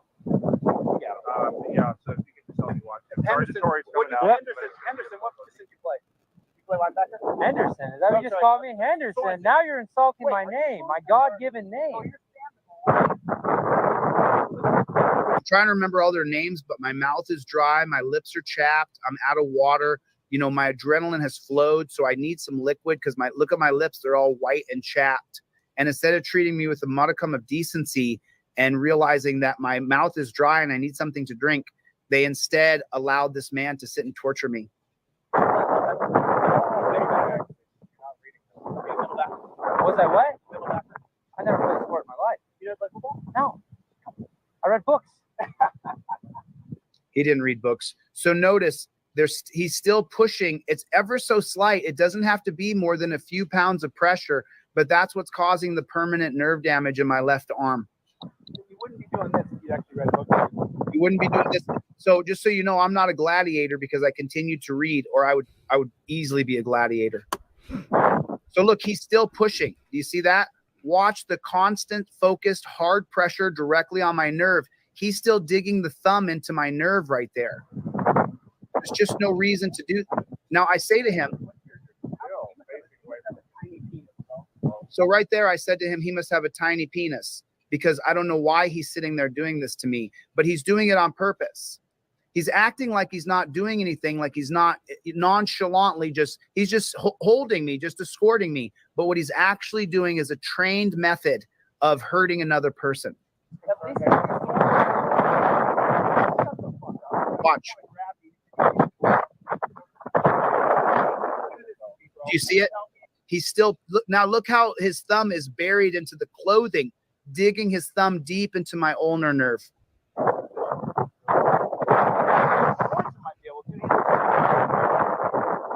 You see it? You see what he's doing right here? This guy should be held accountable for what he did. I mean, you guys can see it, right? Like you can see it.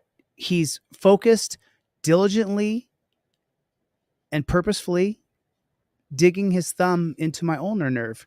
And you can see it. You can see the amount of pressure that he's applying to me to hurt me. And I just don't understand why. I don't understand how can that be legal? How can this be right? I'm no threat. I'm not running. I'm surrounded. There's 5 different cop cars there, 7 or 8 cops surrounding me. Why does he need to sit there and torture me that way? How come he has to sit and torture me that way? I don't understand. He's acting nonchalant, but he's very hyper focused on what he's doing. He was trained to do this. Someone else showed him this technique. I guarantee it. When we get his personnel file, we're going to find out. But look at that. He's burying it into my ulnar nerve. Let go. I said, how small is your dick, dude? Let go of me. Because he's hurting me at this point. My arm is going numb. My hand is going numb. I'm starting to get angry because I'm sitting here being slowly tortured. And look at the focus of this man. Look at the focus of this man. He's caused permanent damage in my hand. It's not permanent. It wasn't permanent damage. Now he's trying to say that I have to face a certain way or he's going to continue to torture me, and he's going to torture me anyway. Look at him. Look at him. Look what he's doing. I'm telling him he can't get it up.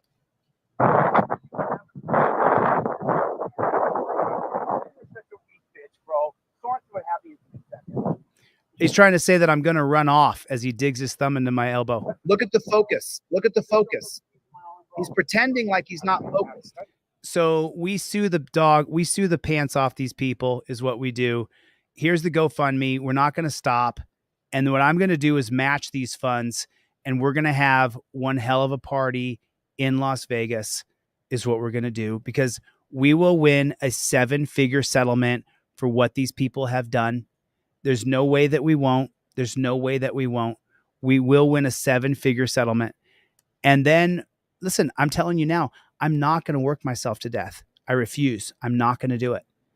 I read every Supreme Court justice. I'm going to grab the book and I'm going to show you guys. I put the GoFundMe there.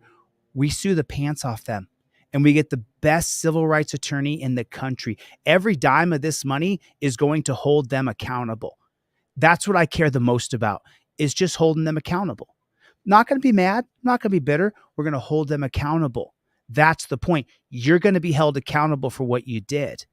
That's all. Just like you tried to lock me up, and you did lock me up for 4 months for nothing. For me filming a cop, you locked me up. Well, Agnes, Zimmerman, and Bork, the 3 of them will be held accountable along with Sandoval. That's what'll happen. That's the way it has to go. We wouldn't be here. He wouldn't have found himself further engaging.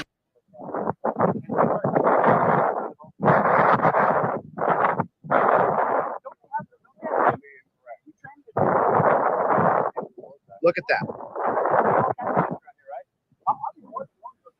When I offer these cops to go train with me at the gym, they're all cowards.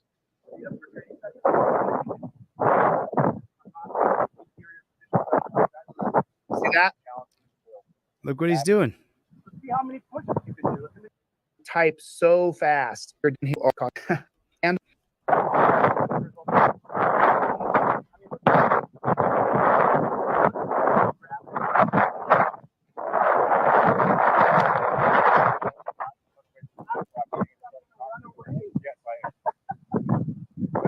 said he was afraid that I was going to run away, so he'll cause permanent nerve damage to me.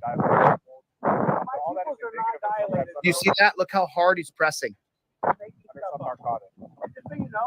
they're making up that I'm on a narcotic, I don't take any drugs or any alcohol. 0. I actually want to change it. I'm not being a cop, right? Because I don't know who you are. I don't know who you are either. Why? So I think right here, this is really telling. Right here, this is really telling that I'm explaining to the cop how wrong he is, and that he's just a bad person, and that he shouldn't be arresting me, and that if he's willing to let me go, that we can have a conversation and we can put it on the record. But before I get into that any further, I want to show you guys something. So this is a book that Clarkson sent me when I was in jail. The Supreme Court Justices, Illustrated Biographies, 1789 to 2012. And so what I did while I was in the dungeon is pretty much I transcribed this entire book. Like I mean, I went through every single page. I took notes on every single book there was, like on every single part of this book. I took notes and I just memorized every part of this book right here, Illustrated Biographies.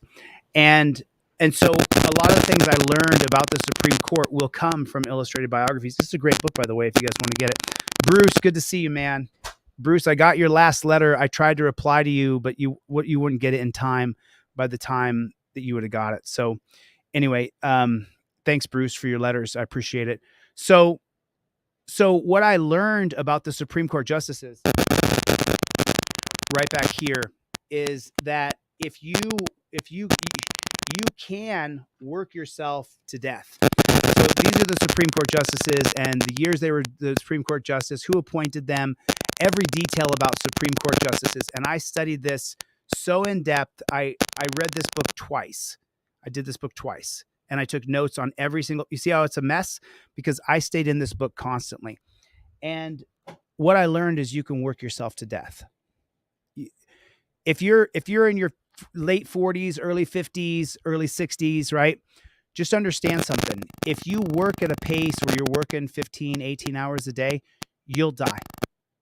And after I learned what I learned about the Supreme Court justices, I am, can you guys hear me okay? Oh.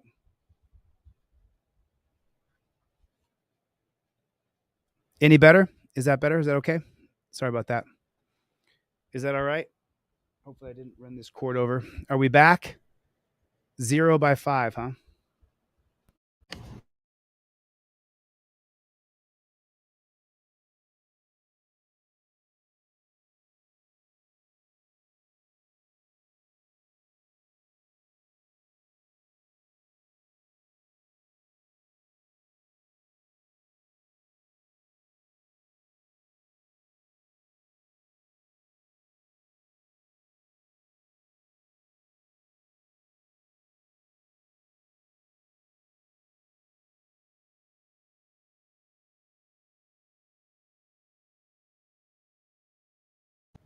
There we go. Can you hear me okay now? Do we have the sound back? Hopefully this sound is out now. Hopefully we got it back. Let me just make sure that I got the system settings. Go down to sound right here real quick. There we go. Are we back? Okay. So cool. So listen, I'm not going to work myself to death. We're going to sue these people and we're going to hold them accountable. And then we're going to have a big party. I mean, why not? Listen, if you work as hard as I was working, I'm going to kill myself. And I don't want to kill myself. So I want to make sure that I live long enough to enjoy overturning Terry versus Ohio and getting rid of the torture cuffs. I want to see it happen. I don't want to die at 70. I turned 50 in September. I don't want to die young. So that's why I said, listen, let's have a good time. Let's work hard. Let's stay focused on the task, but let's not work ourselves completely to death, which is the way I was heading, which is the way I was really heading. And if I hadn't read about all those Supreme Court justices dying at 62, dying at 49, dying at 58, I would have just kept on working myself to death. And I'm not going to do that. I swear to you, when this live stream is over, I'm going over to see some friends and family. As soon as I leave here, I'm going to see friends and family. I'm not going to work myself to death. I'm so happy. Thanks for joining, man. Thank you guys. I appreciate it. It's good to be back. It's good to see you guys. And if you guys can't tell, I'm not going to walk around like I just sucked a lemon all day, every day. No how, no way. You may have cheated me, but it ain't over. It's just beginning. It is just beginning. I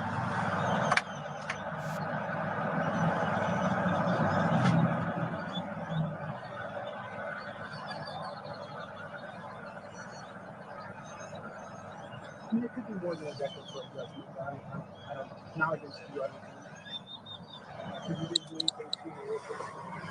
So I didn't even want to have to come talk to you.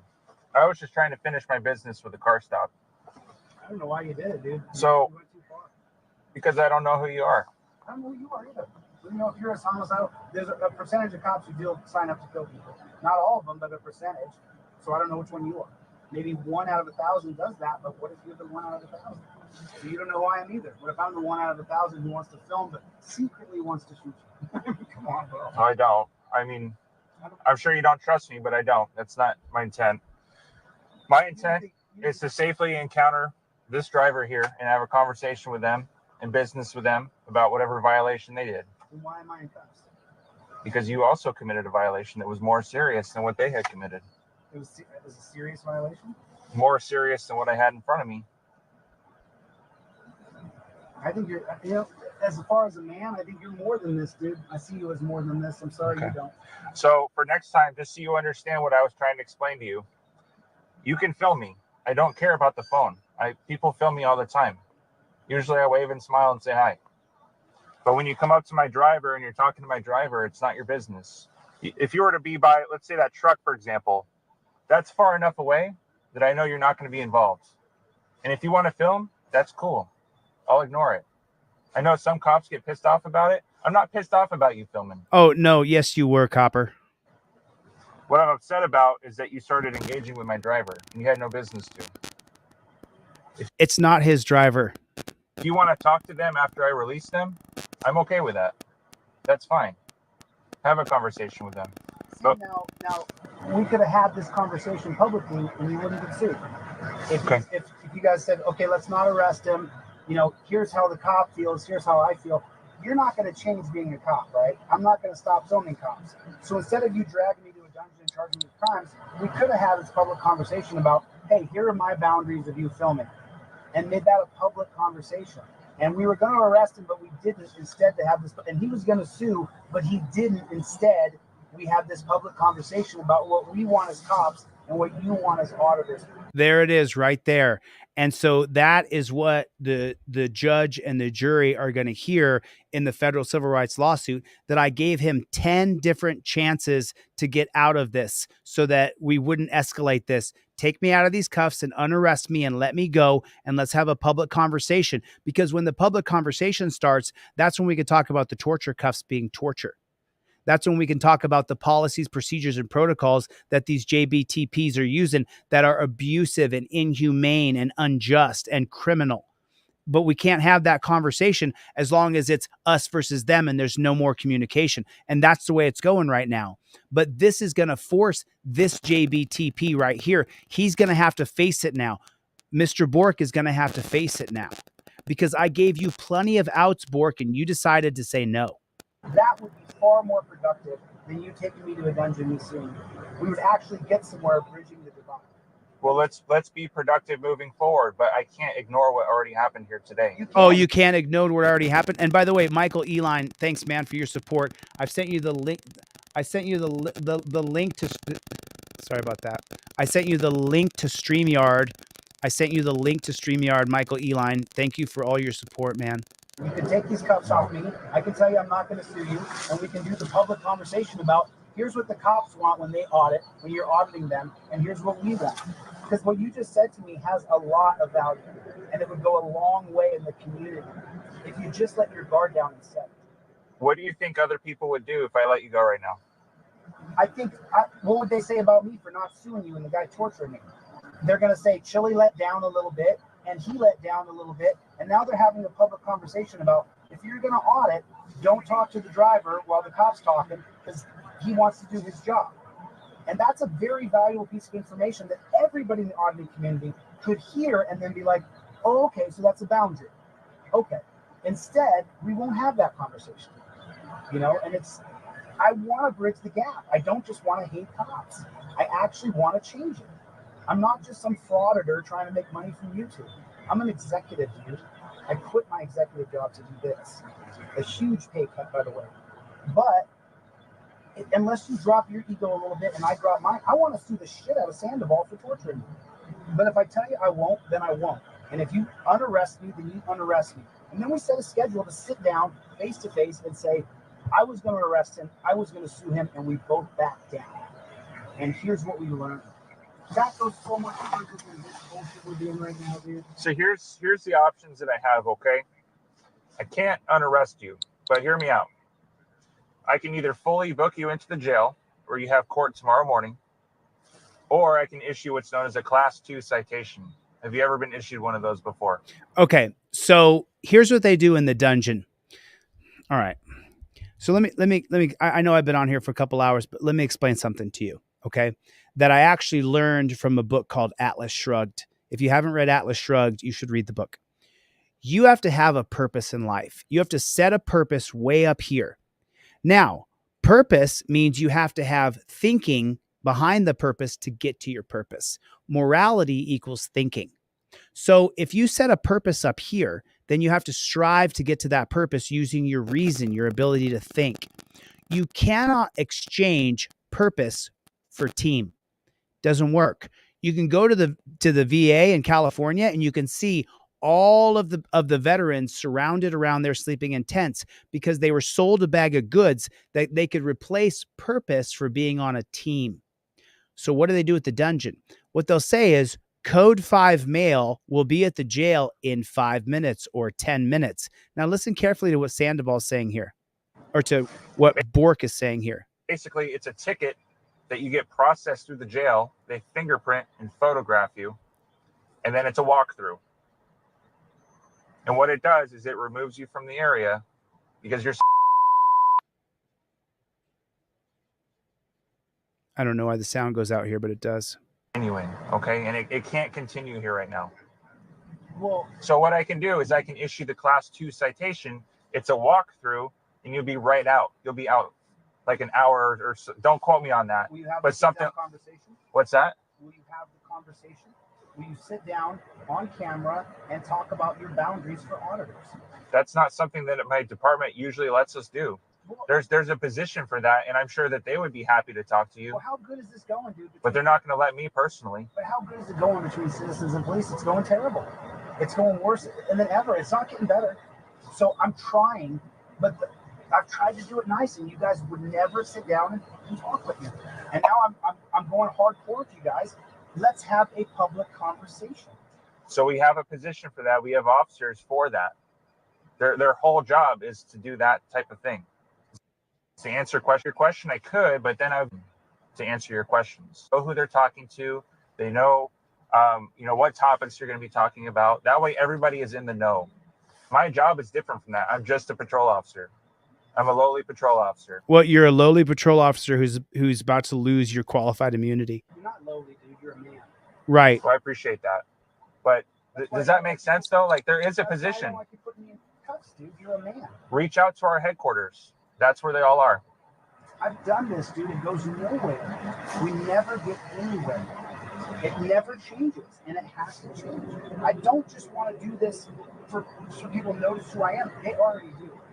I want to do this because I actually want to change this. Like, for example, dude, you guys have me on camera. I'm not going to play. I'm not going to try. So then it's pretty funny. So then they show a little bit of this trial, and then this guy comes in, and this guy here, I don't know who this guy is. I've never seen him. But some of the, I guess one of the editors grabbed this guy's footage. Probably 2. And practice, he's going to get convicted of at least 1 charge, probably 2. Okay. So first of all, I don't know who the guy is. Thanks for your analysis. I don't agree with all of it, but I appreciate you breaking it down and giving your perspective. That's fine. So, but he was wrong on half the things that he said. He just was wrong. He was incorrect. And the case would be overturned and my convictions would be removed from my record because I did not obstruct and I did not resist, because you cannot resist an unlawful order. So, but he gives some perspective in this video, and thanks for doing it. And he's going to then get probation, where he's going to have to now comply with a lot of things. Or he's going to be. And so you described an So here's 2 of them on the same page. Both of these right here, both of these people right here are getting sued. Both of them. There's Agnes over here. Agnes, I think her name is Botholo, and this guy's named Brandon Bork. Both of these people will lose their qualified immunity. Agnes, she watched the video. She knew I backed up, but she continued to lie. And that's going to be NAPU versus Illinois, where prosecutors are warned not to lie when they're doing testimony. And Bork should be on the Brady list for lying as well. Both of these people are going to have to face their immunity being stripped. Related individual coming over to, your stop. Yes. Okay, can you describe this individual? He was a white male adult. He was wearing bright colored hoodie and blue jeans. Okay. That individual, do you see him here in court today? Yes, I do. Can you please point to him and describe something he's wearing? He's wearing a suit and a blue tie. Your Honor, please let the record reflect identification of the defendant. So ordered. And so what do you do upon seeing this individual approach the driver of the vehicle you had stopped? Initially, when I saw him, he was just recording. I ignored him, continued my records check. Then when he came over to the driver and started speaking to them, I got out of the car, approached the driver, and told DeCastro to back up. Okay. And so when you asked the defendant to back up, did he follow your order? No, he did not. Okay. And so what did you do next? Right there. I gave him 3 additional warnings to back up. Okay, so it was lie after lie after lie. She knew that he was lying. He knew that he was lying. She watched the video. Where, are you just blind? Is the prosecutor just blind? She can't see that I backed up 3 or 4 feet, which I never do, but I was right at the 10-foot mark, so I backed up just a little bit. And so the prosecutor is pushing a lie. The cop is lying. They're just sitting there lying, and it put me in jail for 4 months. The prosecutor knew better. She didn't watch the video? I mean, come on, she saw the video, right? She knew better, but she kept the lie going anyway. Okay, and did he obey those orders? No, he did not. And what, if anything, did you do with the driver of the stopped vehicle? So she lied, and then he lied, and then she lied, and then he lied. Monday. At that point, I chose to release the driver of the Hyundai and then focus my attention on Jose DeCastro. Okay, and can you tell Judge Zimmerman the nature of your interaction with the defendant after that? I ordered DeCastro to the front of my patrol vehicle while pointing at it and told him that he was detained. Okay. And what was the purpose of detaining him? For obstructing my initial traffic stop at the Hyundai. Okay. And did he obey your lawful order? No, he did not. So right there, Agnes lies again. There was no lawful order. There was no obstruction. So she lies twice. Did he obey your lawful order? It's not a lawful order. That's why the resisting charge was also overturned. And what happened next? He continued filming me. I continued pointing toward my patrol vehicle, continued telling him he was detained. All the while, he just continued shifting his body around, recording me on the phone, and refusing to go to the car. Okay. So what did you do in response? I led him to the car. I said, okay, fine, let's go. And then he grabbed me, which when he put his hand out, I naturally put my hand there because it's protect yourself at all times. If you don't protect yourself at all times, they may body slam you and break your back. We've seen it how many times. Put a 1 in the chat if you've seen it when someone decides to go limp or they just go, okay, do whatever you want to my body. And the cop physically hurts them badly. I used my hand to escort him to the patrol vehicle. So I placed my hand on his shoulder. And at that point, he swatted my hand away. Swatted your hand away. That is just another lie. It's an absolute lie. I put my hand up like this when the hand was coming at my face right here. So my hand went here. His fingertips touched the palm of my hand. And then he said, you swatted my hand away. I said, I just put my hand like this. It's protect yourself at all times. And you should protect yourself at all times. And what happened next? That's when I grabbed him by the shirt and I spun him around. And then we ended up at the front of my patrol vehicle. And Brandon Bork didn't spin anybody around. I was underneath of him. He is what he is. But you don't let someone else get underneath of you, especially if they're 5 foot 8 inches tall and have wrestled for 30 years. You don't put your hands on top, but he's what he is. We're both still standing. At some point, did you request additional units to respond to the scene? I did. That was before I grabbed him. Okay. When I initially detained him. Okay. And I'm sorry, once you had him at your patrol vehicle, or the front, the hood of your patrol vehicle, what happened next? Officer Dingley, another officer in the area, had arrived, and he came over to help me handcuff. Okay. And were you successful, or did the defendant cooperate in being handcuffed? He did not cooperate. I told him 7 times to face my patrol vehicle. He did not listen. I told him 6 times to turn around. He did not listen. I would stop that one and ask how he knew how many times. So this guy who's talking here, I don't know who he is. He gives some good analysis. I mean, some of the things I disagree with, but hey, he's an attorney. Apparently, he's got every right to do analysis. He must have been studying his testimony. What were you looking at? Oh, I was looking at my police report. So your recollection is actually cloudy. You only can recall it because of what you wrote down at the time, and what you wrote down at the time could probably be in error. See, none of this is being challenged right now.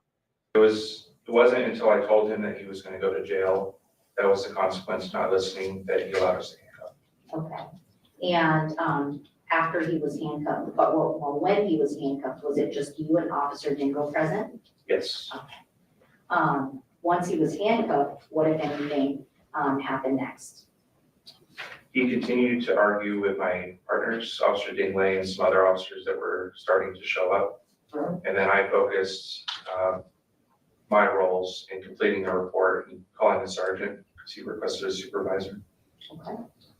And at some point, was he arrested for account of obstructing a public officer? Yes. And also for resisting a public officer or resisting arrest? Yes. And was he, at any point in time during your interaction with him or your continued visual of his interaction with other officers, did he cooperate with any of the officers present at the scene? No, he kept shifting around, and normally we have people stand still in front of our car, and I could hear him arguing with the other officers. Objection, lack of foundation. We don't. I mean, like, what are you talking about? We want people to hold still in front of our cars. You don't get dominion over me, bud. You're not my God. You don't decide if I can look this way or look this way. And that's what they tried to do. This guy's a bad cop. He's just a bad cop. Period. He's a bad cop. He's going to lose his qualified immunity. And then the Las Vegas Police Protection Association is going to have to pay his bill. And we're going to have a party, Bork. We're going to have a party. And it's going to be in your honor for being the bad cop you are. He should be removed from the police force. He should go on the Brady list for lying on the stand. That's what should happen here. And he's just a bad cop. We don't have those officers here to testify whether or not that is true. He's basically testifying as to what they thought and believe. I would have objected to this.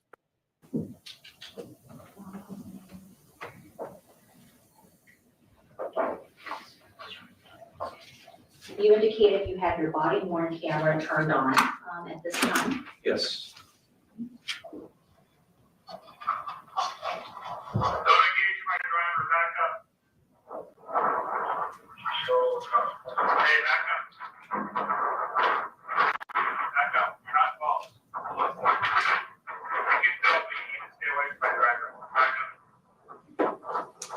So there's quite a bit of this. I've just put the link for this video in the chat if you guys want to watch the whole thing. I haven't watched this entire thing, but I wanted to thank the lawyer for his analysis. I appreciate that. And now this was the video. I had shackles on my ankles, shackles on my wrist, had my waist chain around my belly. My nerves were popping and jerking, and I had all these feelings in my chest and in my heart. It was super intense for me internally, and I was just listening to what my defense attorney was saying, what Chris Orem was saying. The police officer testifies that this auditor approaches, says that he's a member of the press, identifies him immediately as a member of the press. I have video here. I also have exhibits. In Click, they begin speaking about that officers. My lawyer kept calling it click, but it's glick. But I don't know how it's pronounced, but whatever. In that case, person's filming on Boston Common, filming from 10 feet away, 10 feet away. That's very relevant because the police officer in that case said Mr. DeCastro was 10 feet away. The First Circuit then goes on to talk about that officers sometimes retaliate because they don't like it. They don't like it. And they said that's what happened in Click. The officers didn't like it. You don't film us. You have no right to film us. So what does Mr. DeCastro do? When the officer tells him back up, I can prove he does. I've attached the exhibits. I don't, if the state wants me to, I'll put it up and I'll show it, but we can see from Exhibit A that where Mr. DeCastro is standing, he's standing in a particular parking space. We can see in Exhibit B, he has now moved back. So the state, to continuously argue he would not back up, why are they doing that? Because they want to say he won't follow the commands. What Click is deciding is not like this court deciding whether there's criminal activity. Click is suing the officers, and the officers are over in federal court saying, oh no, give us qualified immunity. And the federal court said, no, not for this. You're not getting, for arresting somebody who's filming, you're going to get sued. You're not getting qualified immunity. You're going to have to fight. Exactly what Bork will have to deal with. Fight this and go to a jury. I think that's very relevant because that's what's going to happen with this officer. The judge knows I backed up. She watched the video, and there is no 21-foot rule. The Wilson court determines that the only way to impede, the only way that you impede is that you have fighting words or you physically do it. I have no doubt I know you've watched this video, and I could see how anybody could look at. So let me answer this real quick. So I have a question. Why do people have to be taken back to the jail when the judge has released them immediately? So just so you know, as you know, I'm suing Clark County Detention Center for cruel and unusual punishment. And also I want to start a class action lawsuit against Clark County Detention Center because from my limited knowledge here, I haven't had a lot of chance to do the research.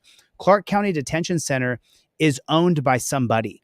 They subcontract out the work to the state employees who they then pay. Then they figure how much the food's going to cost, how much electricity and the water and all that's going to cost. And then that privately owned jail then makes a profit on top of whatever they're charging the state. So there's no in the state of California, just so you know, here in California, they've made it so that when you get released from jail, you have to be released in 4 hours. You have to be released within 4 hours. So, I'm going to lose power here pretty soon. So within 4 hours, you have to be released from the jail. Well, why is that? Because the state of California that also has a bunch of privately owned jails and prisons, the same thing was happening. These people at the Clark County Detention Center, their policy, practice, and procedure is to make sure that you stay in the jail for 12 to 24 hours more. Well, why is that? Even if they're only making $100 per person, there was 5 people in my dorm waiting to be released on their own recognizance probation or being relieved from jail as I was. So if you take 5 people per each dorm, there's 70 plus dorms. That's $35,000 extra the Clark County Detention Center is making every single day. $35,000 by not releasing people in a timely manner. And Clark County Detention Center, you're going to have to face that because we're going to sue you for that. And then just so you know, they tried to keep me locked up. They tried to keep me locked up and said that, only one of my cases was overturned on appeal, not the other case. So I'm just telling you, the Clark County Detention Center's got another thing coming. This and hear the speech, get in your car, little doggy, and write your ticket, and find that to be annoying. I see that. But that's protected. And we've been told that's protected now by our courts in Nevada, by numerous federal courts. And the state says something interesting, which I understand the state's advocating. The state says that trial counsel filed a memorandum. Well, I'm like, it was comical. I understand this, what the state's doing. They're saying they need to try to protect their conviction. But the trial counsel, what he did is he filed some memo that right when the judge is making her decision, finding him guilty, she's like, what memo? And when I filed them, she didn't read. And then the state correctly, the state said, strike it. It's late. We should give you the opportunity to go look at it. And maybe my rendition of it is not the way you want to go. It's the state's rendition. But the fact of the matter is, at least you had it. And Judge Zimmerman didn't. And the police officer testified, well, the driver had a right to privacy. Like, the driver doesn't. Drivers out in public. I don't know if the driver had a right to privacy. When you're out in public, you don't have a right to it. And here's another thing, Judge. The state then comes back in their response. Mr. Chen always does an excellent job. And he did here as well. And he cites a bunch of cases, every single case. It made me realize when I read it that they have real legal problems. They've got problems with the law. Because what I did is I read every single one of their cases. And what I found is, oh, this is not at all what these things stand for. Your marshal showed incredible restraint. I know that because I watched her try to kick him in the groin. She tried to kick him, and I watched it. So it's funny because Orem and the way he masterfully goes up and down, high, low, pulls back, moves forward, puts his point down, steps back, puts his point in, steps back. I mean, he just schooled this guy Chen from beginning to end. And then Cat Law points out that in Nevada, in Las Vegas, it needs to be changed, that you get released from the dungeon, but then they keep you for an extra day so the dungeon can make more money. There's no reason in the world to just take you 24 hours to get out of a jail unless they're fleecing, unless the Clark County Detention Center is making more money. That's the simple fact. That's what's happening. We all know that's what's happening. That's exactly what's happening. Put a 1 in the chat if you agree. That's what the Clark County Detention Center is doing. 12 to 24 hours to put you in the computer and have you released? That's a load of shit on a stick. It is such a scam. It is unbelievable. It is such a scam. And I don't think she was arrested. At some point, they did everything they could to just get her out of here. She was so obnoxious and abusive to your marshal. Yet the restraint shown was remarkable.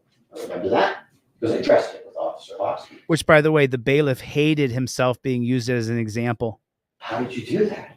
To me, it was amazing that a human being could practice that type of restraint. And that's what he did. And that's what this officer should have done.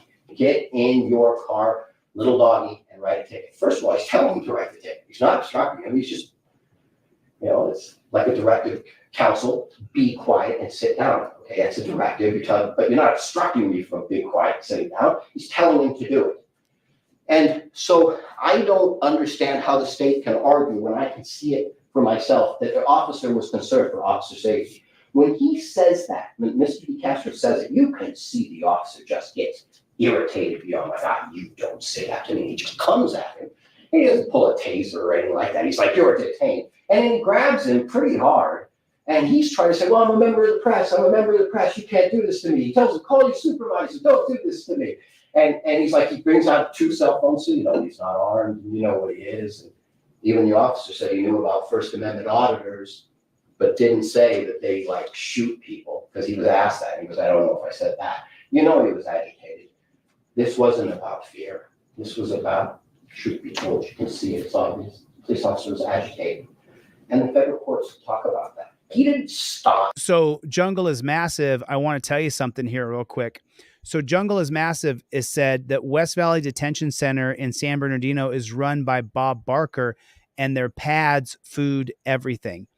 I'm not sure what you meant by the last part, Jungle is Massive, but just so you know, what he said holds water. What Jungle is Massive just said is true. When I was in the Clark County Detention Center dungeon, a guard said to me, you see the shoes that you're wearing? I was wearing these little rubber flappy shoes. He said, those shoes were provided by Bob Barker, the guy from The Price is Right. When his son was put in the dungeon and his son didn't get shoes, Bob Barker then made it his mission to make sure that people who were put in the dungeon would get a pair of shoes to wear. The shoes that I was wearing were provided by Bob Barker. I swear to God, that's what the guard told me when I was in the dungeon. Anything. He didn't grab the officer. He backed off from the officer. Yes, maybe annoying. Yes, maybe provocative. But it is not obstruction. It's not resisting. These are trumped up charges. And that's what the cases show. They can't show you a case. Not a single case could they rely on to show this is obstruction or resistance. Not once. And in fact, like I said, I think trial counsel should have presented it to the judge beforehand. Then the judge could make the correct decision without even a trial. I think if the court had seen it beforehand and not being so agitated by calling the marshal a name, that the court could have ruled that this is clearly protected First Amendment speech. He read all the cases that the DA presented as facts against me and said these cases actually work in your favor. He was completely prepared, and he would come forward and then kind of drop his voice back down and humbly and meekly then again present the argument. Back and forth he went, and he had notes in front of him. He never stammered. First, I'd like to thank Mr. Oram. Considering that our response was called comical, I appreciate the nice words from him today. Regarding first and foremost with the ineffective assistance of counsel claim, even if counsel could have done it, we're still focusing on the prejudice problem. Ultimately, we're here, and this is the appellate court for this matter, so this court's going to make a matter of law decision. So I think ultimately everything regarding that issue gets resolved on a prejudice problem, whether or not Judge Zimmerman was. So we can listen to this guy stammer and stutter and lose his mind, but he lost. And there's Charlie. There's my little guy. Hello, Charlie. Say hello to everybody. Want to say hello? Say hello, Charlie. Kisses. Kisses. So there he is. There's the little guy back in the saddle. He was laying down. He didn't want to get up at all whatsoever. He wanted to keep laying down. And so I'll drop this video right here. You can watch this whole thing. Prize of the information that he wishes to put forth today. Now, with regard specifically to the First Amendment claim, Mr. Oram mentions that we cite. So yeah, this is just right here. Derek said it. We set precedent for the state of Nevada that you can't be arrested now for filming cops unless you physically obstruct. So what Derek Morris said here is 100% the truth now. So now in the state of Nevada, if you want to record cops, you can cite DeCastro versus state, because that proves that obstruction is a physical act. And as soon as I'm back in Las Vegas, Nevada, I'm going to go out and film some cops. So be prepared. It'll say live from Las Vegas when I'm filming cops in Las Vegas, Nevada. And for each and every one of you JBTPs, I'm going to be filming you cops in Las Vegas, Nevada. I can't wait. I can't wait. I give you my word, I'm going to go out and film cops within the next week or two. I'm going to be out filming cops because I have a right to film you. It's my First Amendment right. I'm going to keep fighting for that until the end of time. I'm not going to stop under any circumstances, under any conditions. I'm going to continue. I will not stop because we don't stop. If I get put in jail, we're going to do the whole thing again, but I am not going to stop filming cops. No how, no way, not ever. Someone said, I hate Bob Barker. Who just said they hated Bob Barker? That was really funny. Bob Barker's a G, man. You can't hate a guy that took his money and his time and he invested it into helping people who were getting completely railroaded by the system. So listen, let's do this. Share this fundraiser right here. Let's really blow it out. Tomorrow, I'm going to be reading the other fundraisers that we did while I was put away in the dungeon. Thanks, Kent. Thanks, Ed. Thanks, Russell. I appreciate you guys. Here's the link for the GoFundMe right here. We're going to have one hell of a party in Las Vegas, Nevada. No matter what, I'm going to sue these people. No matter what it takes. I'm going to sue the judge. I'm going to sue the prosecutor. I'm already suing the cop. I'm going to add the prosecutor for malicious prosecution, and I'm going to sue the judge for being biased and unprincipled. That's what's going to happen no matter what. No matter what. That's what I'm going to do. If I have to spend all my time, all my money, all my energy on going after the biased, unprincipled judge, the maliciously prosecuting prosecutor, and the corrupt cop, then I'm going to do that. And we need to get the cop put on the Brady list. Tomorrow or the next day, I'm going to read the judicial complaint we're going to file, and I'm going to have a little competition to see who wants to contribute to the judicial complaint going in against Ann Zimmerman. That's what's going to happen. That's what's going to happen. There's just no way. There's just no way. I shouldn't have mentioned Bob Barker. Christy, how you doing, honey? Good to see you. How's that baby of yours doing? I'd like to see more pictures of that baby. Adam, are you in here? As I see Adam Claw. There's Adam. Good to see you, man. Good to see you guys. Listen, this has been, I've been on for 2 hours and 20 minutes. Danelle, I see you right there, Danelle. Thank you so much. I appreciate it. We don't stop. Team DLZ. Thank you so much. I appreciate it. Like it's, just so I'll drop the link for this main video we're watching right here. If you guys haven't seen this yet, this is a 20-minute video that came out the other day. I'll put it in the chat down below. There it is. So,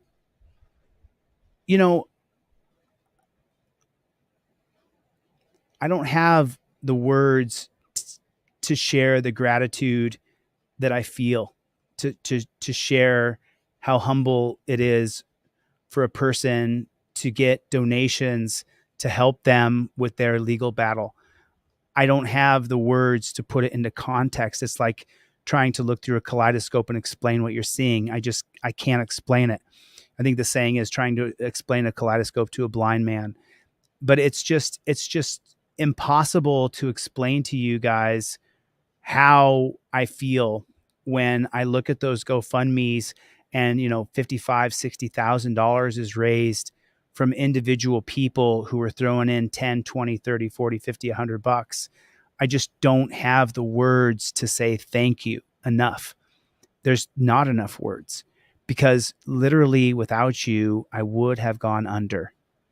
I'm just telling you, it's just the truth. I'm not a multimillionaire. And so putting you in jail for 4 months immediately from the dungeon, and this is a question I asked from jail. Why isn't there a text message system for people who have warrants for not paid child support or for an unpaid ticket? Why isn't there a text messaging service? And then additionally, why do you have to go to jail right now? That judge wanted to sentence me to jail. Okay, why do I got to go now? Why can't you give me 3 days to get my affairs in orders? She could have. Why do, when you get pulled over, if you're not a danger to yourself or society, why do they have to impound your car and put you in jail right this second? Why is that? These are legitimate questions. Say you get pulled over and you haven't paid a traffic ticket.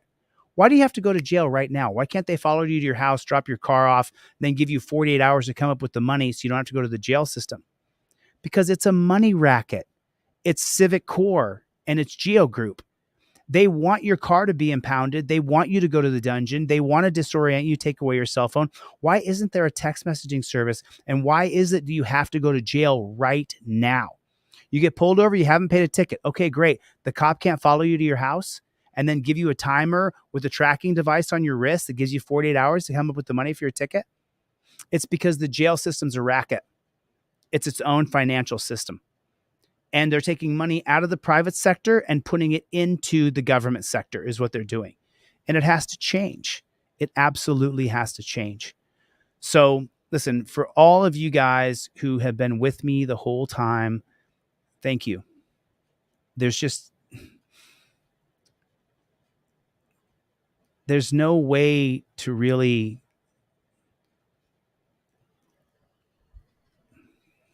my life would have been ruined. When you lose your car and you lose your housing and you lose your office, your life is ruined when you come out. So it's because of you guys that my life was not absolutely ruined. I still have a little bit of money in savings because of you guys. Without it, I wouldn't have made it. And I still had to come up with another $10,000 or $15,000 to cover the legal bills. But because of you guys, I can't see what that says. I'm sorry. It says, even though you were proven correct, you did state you might change your technique. You think foul and cruel language makes you look bad. But at the same time, they have to be able to take provocative and challenging language from the public. And that's what I'm doing, is testing the boundaries of my First Amendment right. But I will change my game ever so slightly. And I've got some really cool stuff coming out that I want to share with you guys.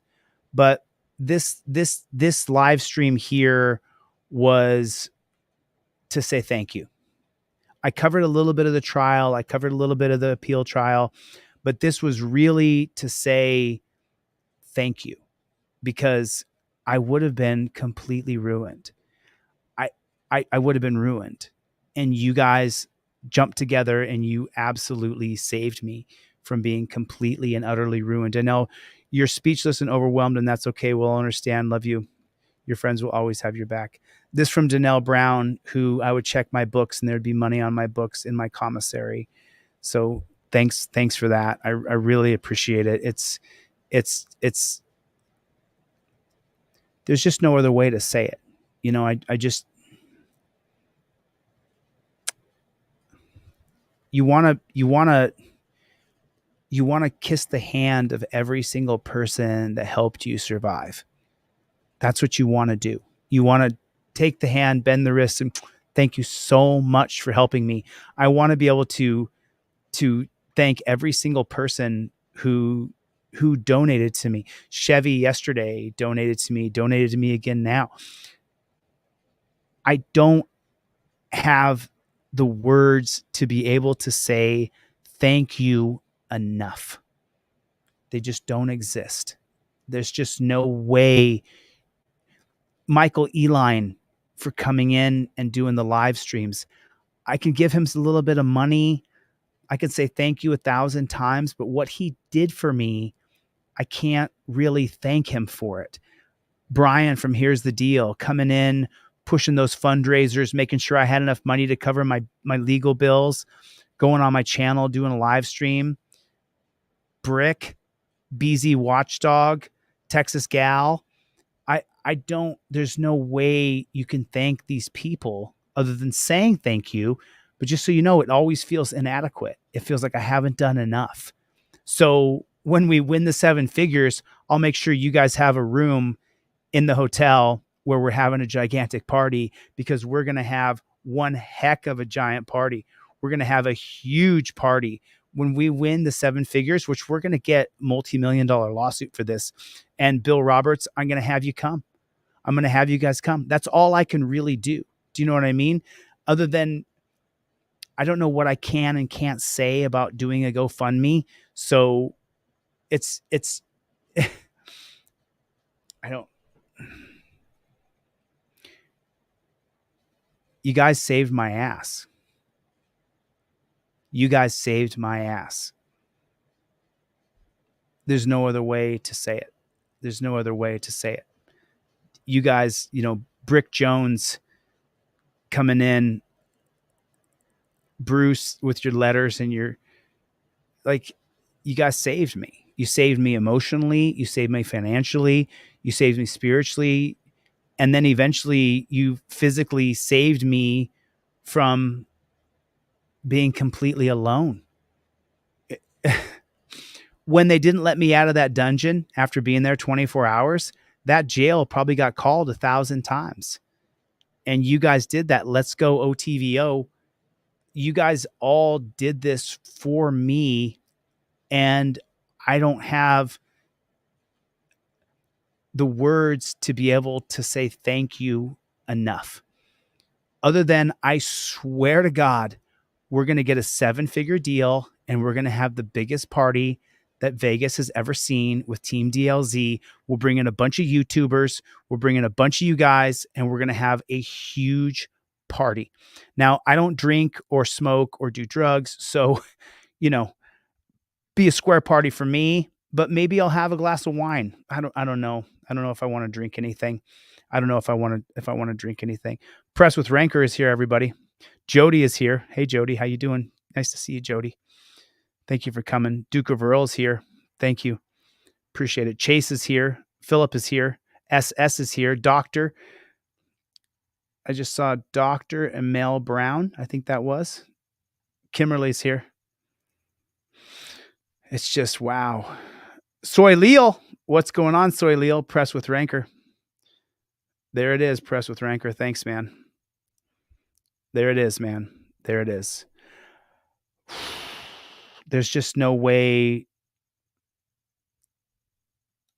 There's no Jack the Traveler. Thanks, man. James Lucas, Mark Bear, 3 of 8. James Alley, good to see you. Blue Black, good to see you. Good to see you all. Thank you guys so much for coming. Jack, nice to see you.